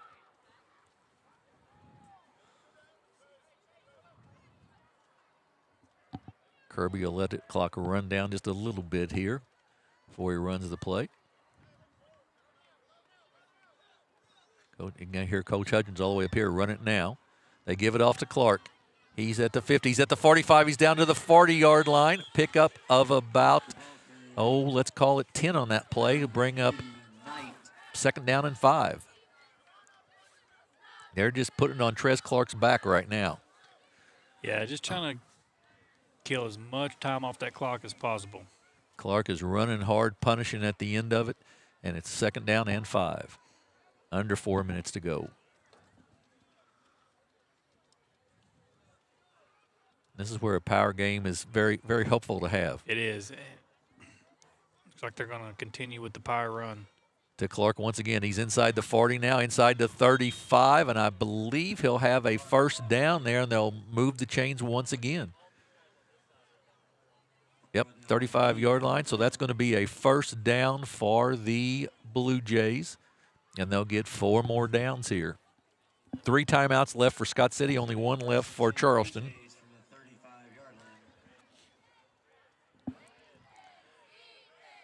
Take the clock down. He's going to take it down to almost 3 minutes. Right. And 4 plays to go. I mean, they got a new set of downs, so 7 on the clock. Needs to run something here. And we're going to have timeout. Timeout by Charleston, their last one, so they are out of timeouts. And with 3:03 to go, I think we're going to take a quick break as Charleston leads by 10, 38-28. We'll be back here in 30 seconds for the conclusion of this one on Aycorp Sports. At First State Bank and Trust, your future matters to us. Whether opening your first checking account or growing savings for the future, we're here to help with innovative tools and personalized service. FSBT offers a range of deposit options to fit your needs. For nearly a century, we've been committed to the financial needs of our local customers. Secure your future with a bank that's been trusted for generations of families in Southeast Missouri. First State Bank and Trust. Your money, your future, your bank. For 90 years. Member FDIC. Back at Scott City, Missouri, it is Charleston 38, Scott City 28, 3:03 to go in the ball game. Scott City with a 1st and 10, or Charleston with a 1st and 10 on the Scott City 35-yard line. Just a quick reminder that this week, some more action here on Aycorp Sports. On Thursday night, we'll have the finals of the Boot Hill County Volleyball Tournament, Boot Hill Conference Volleyball Tournament. That is the JV and varsity championships both. And then Friday night we'll be in Dexter, Missouri for the Dexter Bearcats and the Park Hill Central's Rebels in a big Class 3 matchup. And they're going to be hungry, Jim. They just lost 50-0 to yes, Valley. They will be very hungry. You're exactly right. Kirby in the backfield calling out the signals for the Blue Jays. Clark behind him deep. They give it off to Betts instead, though. He tries to sweep outside. He cuts it back in. He's going to be hit and stopped. Charleston has done a nice job here recently of containing that over pursuit. That's right, yeah. And Betts is so well at getting them to over pursue him, but It looks like they've slowed down. They've kept their eye on him, slowed down a little bit, and made good defensive stops when it comes to him on that outside. Yeah, timeout by the Rams, and it's really easy as a defensive player because you get. I mean, your mindset is always attack, attack, attack, but sometimes the best plan is really, isn't it, just to sort of to slow it down a little bit and force him back inside. That's right. Yeah, and Scott City's done a pretty good job at that on the last few defensive drives or defensive series here for them. 2 timeouts left for the Rams, none for Charleston here. Charleston, of course, in the driver's seat with a 10-point lead, and second down and 9 yards to go. Basically, Scott City would have to use all of their timeouts here to and hold them in 4 downs to get the ball back. And if they use them all up and it's a first down, and Charleston's in a 4-down territory, I have to believe, right here, Corey. I believe they are. So Charleston comes back out to the line of scrimmage. Chase Kirby, the sophomore quarterback, leads them out.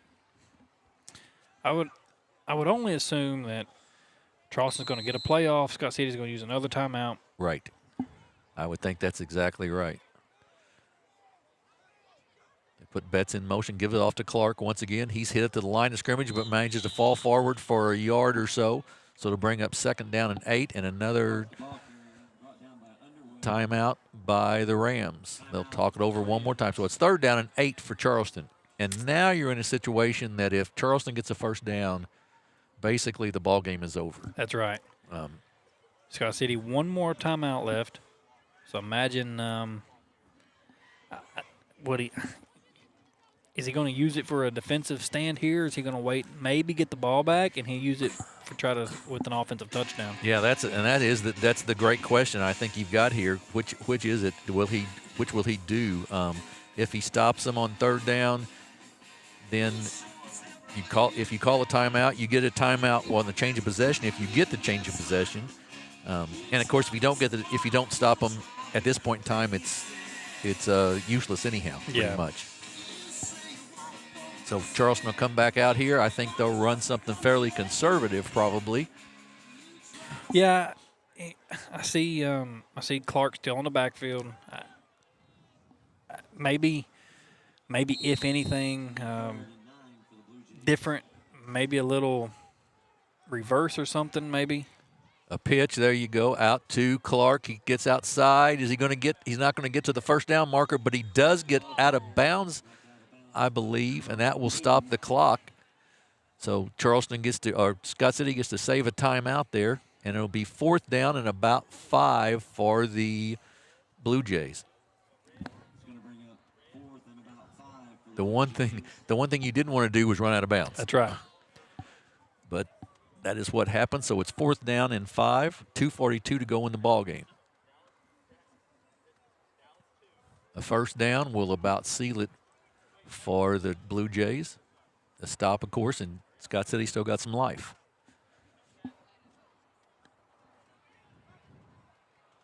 Puts a man in motion.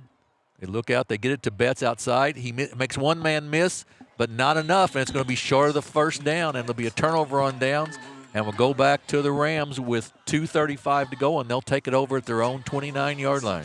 All right, this is where that one timeout, you got to be conservative with it and decide when you want to use it.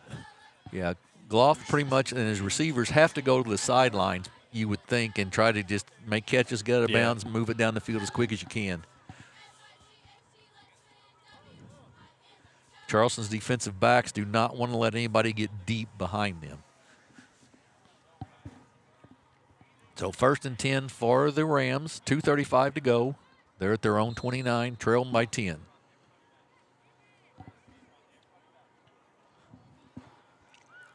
Gloth with Underwood to the right of him. 2 wide receivers left, 2 right. Gloth goes back, straight back. He looks downfield, not a lot there. He's still rolling to his left. He's going to run now. He's going to try to get out of bounds and does out at the 35-yard lines. Will stop the clock with 2:27 to go. Make it second down and about 5. Good defensive, good coverage downfield once again by the Blue Jays. And Gloth is very good about if he gets it close to the sideline, he's going to step out of bounds and stop the clock.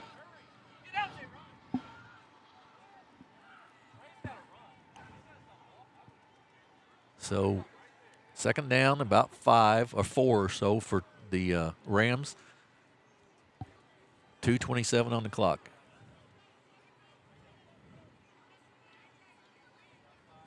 Two wide to the right, one to the left. Gloff back to pass. He gets some pressure. There's a screen pass. Nobody there. Quick run.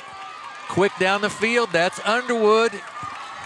He's to the 20, to the 15, and brought down at about the 14 or so yard line. Big, great call by the Scott City coaching staff on that screen pass. Yeah, and the speed of Betts there kind of got behind him and touchdown saving tackle. Yeah, it really was. So down to about the 14, 13 or so yard line. 2:07 to go in the ball game.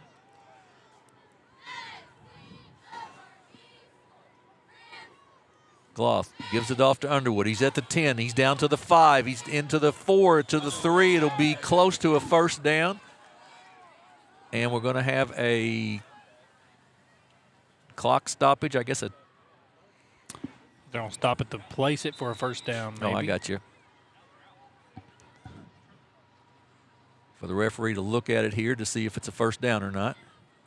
And then I would have to assume there's a timeout since Scott City's coming to their bench. Yeah, and he's going to do a measurement. Yeah, they take their timeout here. So we're going to take a quick break. It's 38-28. We'll take 30 seconds and be right back here on Aycorp Sports.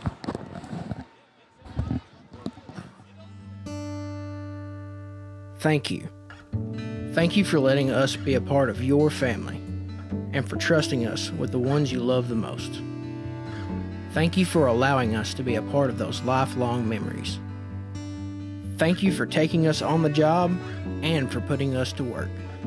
Thank you for choosing us for your first vehicle and for every vehicle after. Thank you for trusting us for 70 years. Well, we're back. First and goal for Scott City down at the 3-yard line. 1:53 to go in the ball game. They trail by 10, 38-28. Gloff calls the play out in the. They give it off to Underwood. No, I take that back pass. Fake me out, and Hayden with the touchdown catch. Another touchdown grab at the back of the end zone. Yep, 38-34 now. That makes it a 4-point game. Chance to cut it to a 3-point to get it to a field goal here. Caden Talley on to attempt the extra point.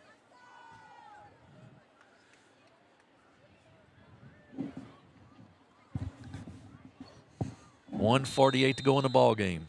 One timeout still for Scott City. It's held up to his expectation of the game of the week. Yeah, it really has.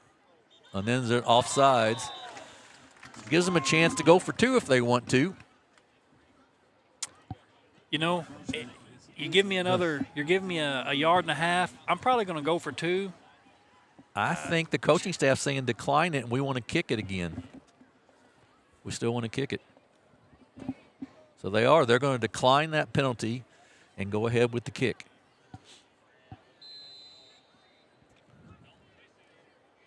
One timeout still for Scott City, by the way. They did not have to use it the last time. And that kick is up, and it is good. So we've got a 3-point game. It's 38-35, 1:48 to go. This ensuing kickoff could decide the football game. It's going to decide it right here. You know, there'll be an onside kick. We're pretty sure of that. And if Scott City recovers, they've got a chance. If they don't, really all Charleston has to do is fall on it 3 times. Is just snap it, waste some time. Exactly right. 1 timeout left for Scott City is it. So that's really sort of the ball game right here coming up. But you're right. This has lived up to the game of the week, 38-35. Lots of offense, a couple good defensive plays with some interceptions. Just been an outstanding game. Coach Hutchins, I think, over there trying to get an explanation of why that last timeout wasn't used. And I'm sure it was because of the measurement. But I didn't think on a measurement either team could go to their bench probably, or shouldn't go to their bench. Yeah, I think they're just supposed to back up so many feet. Right. And that's probably why Coach Hutchins is inquiring about that, because I think Scott City came over to the bench. Yes, they did. And Charleston went to theirs as well, I believe. But yeah, Now, one interesting possibility here would be you could kick it, try to pooch it over the head of the first set of lines here and just run down and pick it up maybe. Of course, that's asking a lot out of a high school kicker probably. That is. Especially a freshman. Tally will try the onside kick. 1:48 to go. Basically for the ball game right here.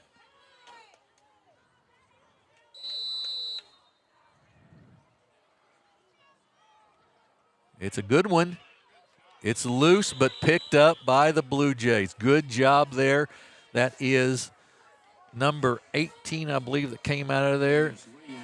Decarius Williams, the freshman, came out of there, recovered the onside kick. That's not an easy thing to do. No, and Scott City was just within a half a second from being on top of the football, so he did a really good job with that. So 1st and 10 for the Blue Jays, 1:47 to go, and they have the football at their own 48-yard line. But field position is really not the issue. It's all about time right now.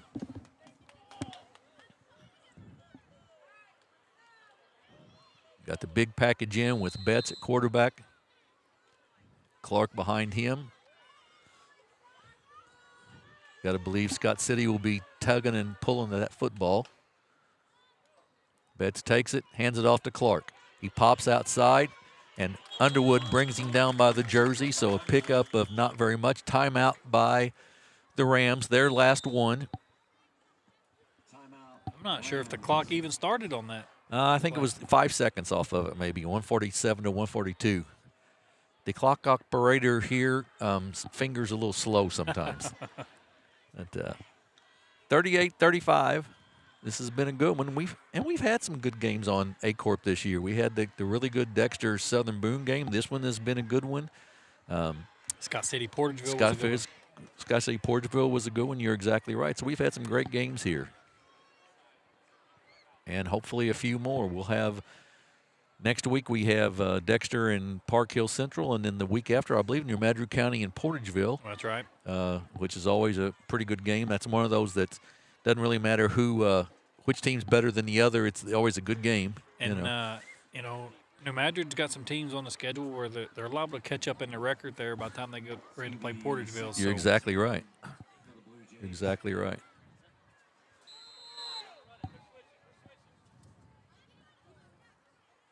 Snap. Once again, outside to the 50. He's to the 45. He's to the 40. To the 35. He's going to go all the way, I believe, to the 10. To the 5. Touchdown, Charleston. C.J. Kimball, a sophomore running back. Now, where has that been all night? Wow.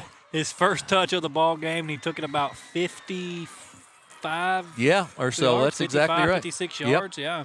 Yeah, the first time he's touched it all night, he just stutter-stepped outside and then went around, and the defense just couldn't catch up with him. They were looking all inside for Clark, I believe, probably, and that will ice it for the Blue Jays pretty much. That was not what I was expecting in the least.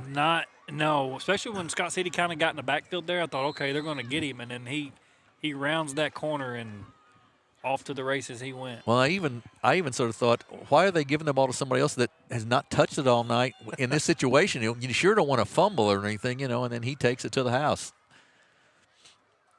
Betts missnapped. It's loose on the ground, and it'll be no good. Conversion will be no good. So it's a 9-point game, 44-35. We're going to take a quick 30-second break here and be back for the kickoff and to see what Scott City can do from there. You're watching high school football on Aycorp Sports.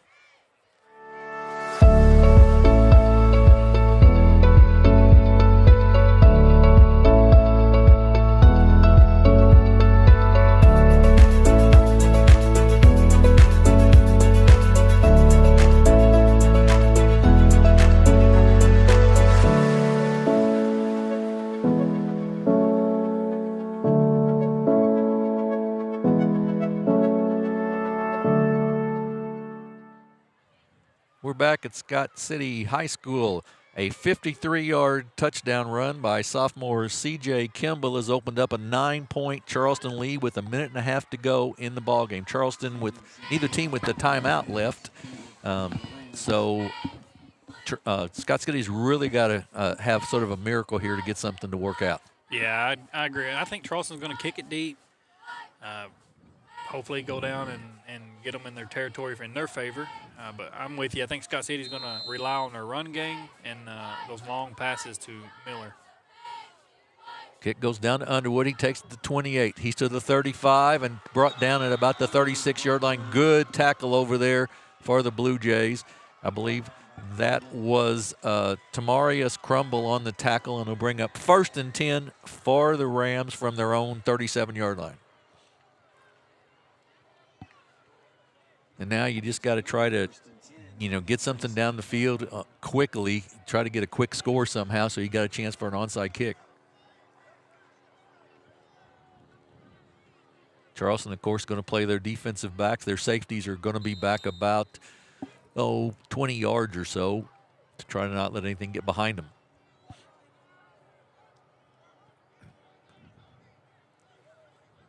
Got to wonder if they're not going to play A.J. Hayden just a little bit deeper. Yeah, I think I would. Gloth's going to go across the middle deep and incomplete, almost intercepted there by A.J. Rogers. Just missed it, and it'll bring up 2nd down. Trying to go to Hayden, and Rogers stepped right in front, just like the good deep safety should do there. Just missed the interception. That would have sealed it. That would have sealed it for him. He's a little frustrating because he knew it too.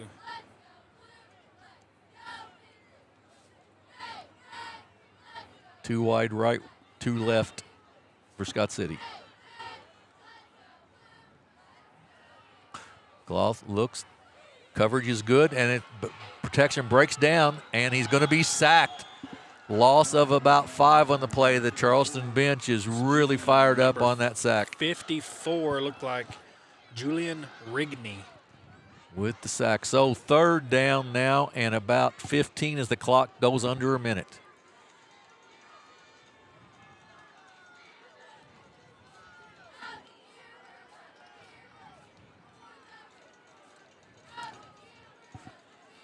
.45 seconds to go now. Gloth looks back, gets pressure from Henderson, goes down the middle of the field, and it's picked off. That is A.J. Rogers. He missed the first one. He got the second one, and he runs out of bounds inside the 20-yard line. No, I take that back. It was not Rogers. Williams. It was Trayvon Williams, the freshman with the interception. Sorry about that, Trayvon, but big return there of about 30 yards. And Charleston is going to be able to take a knee and get a win here from Scott City. A big win for them, too.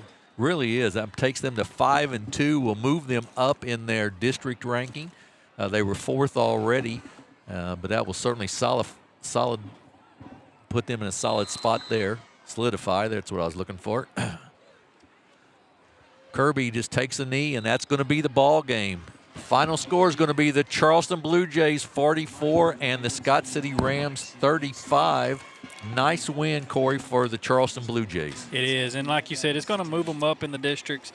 I'm trying to find the district, Class 1, District 1 in our folder here, but I believe, Jim, it might move them up at least, I'm going to say at least a place. I think they're going to go from 4th to probably 3rd.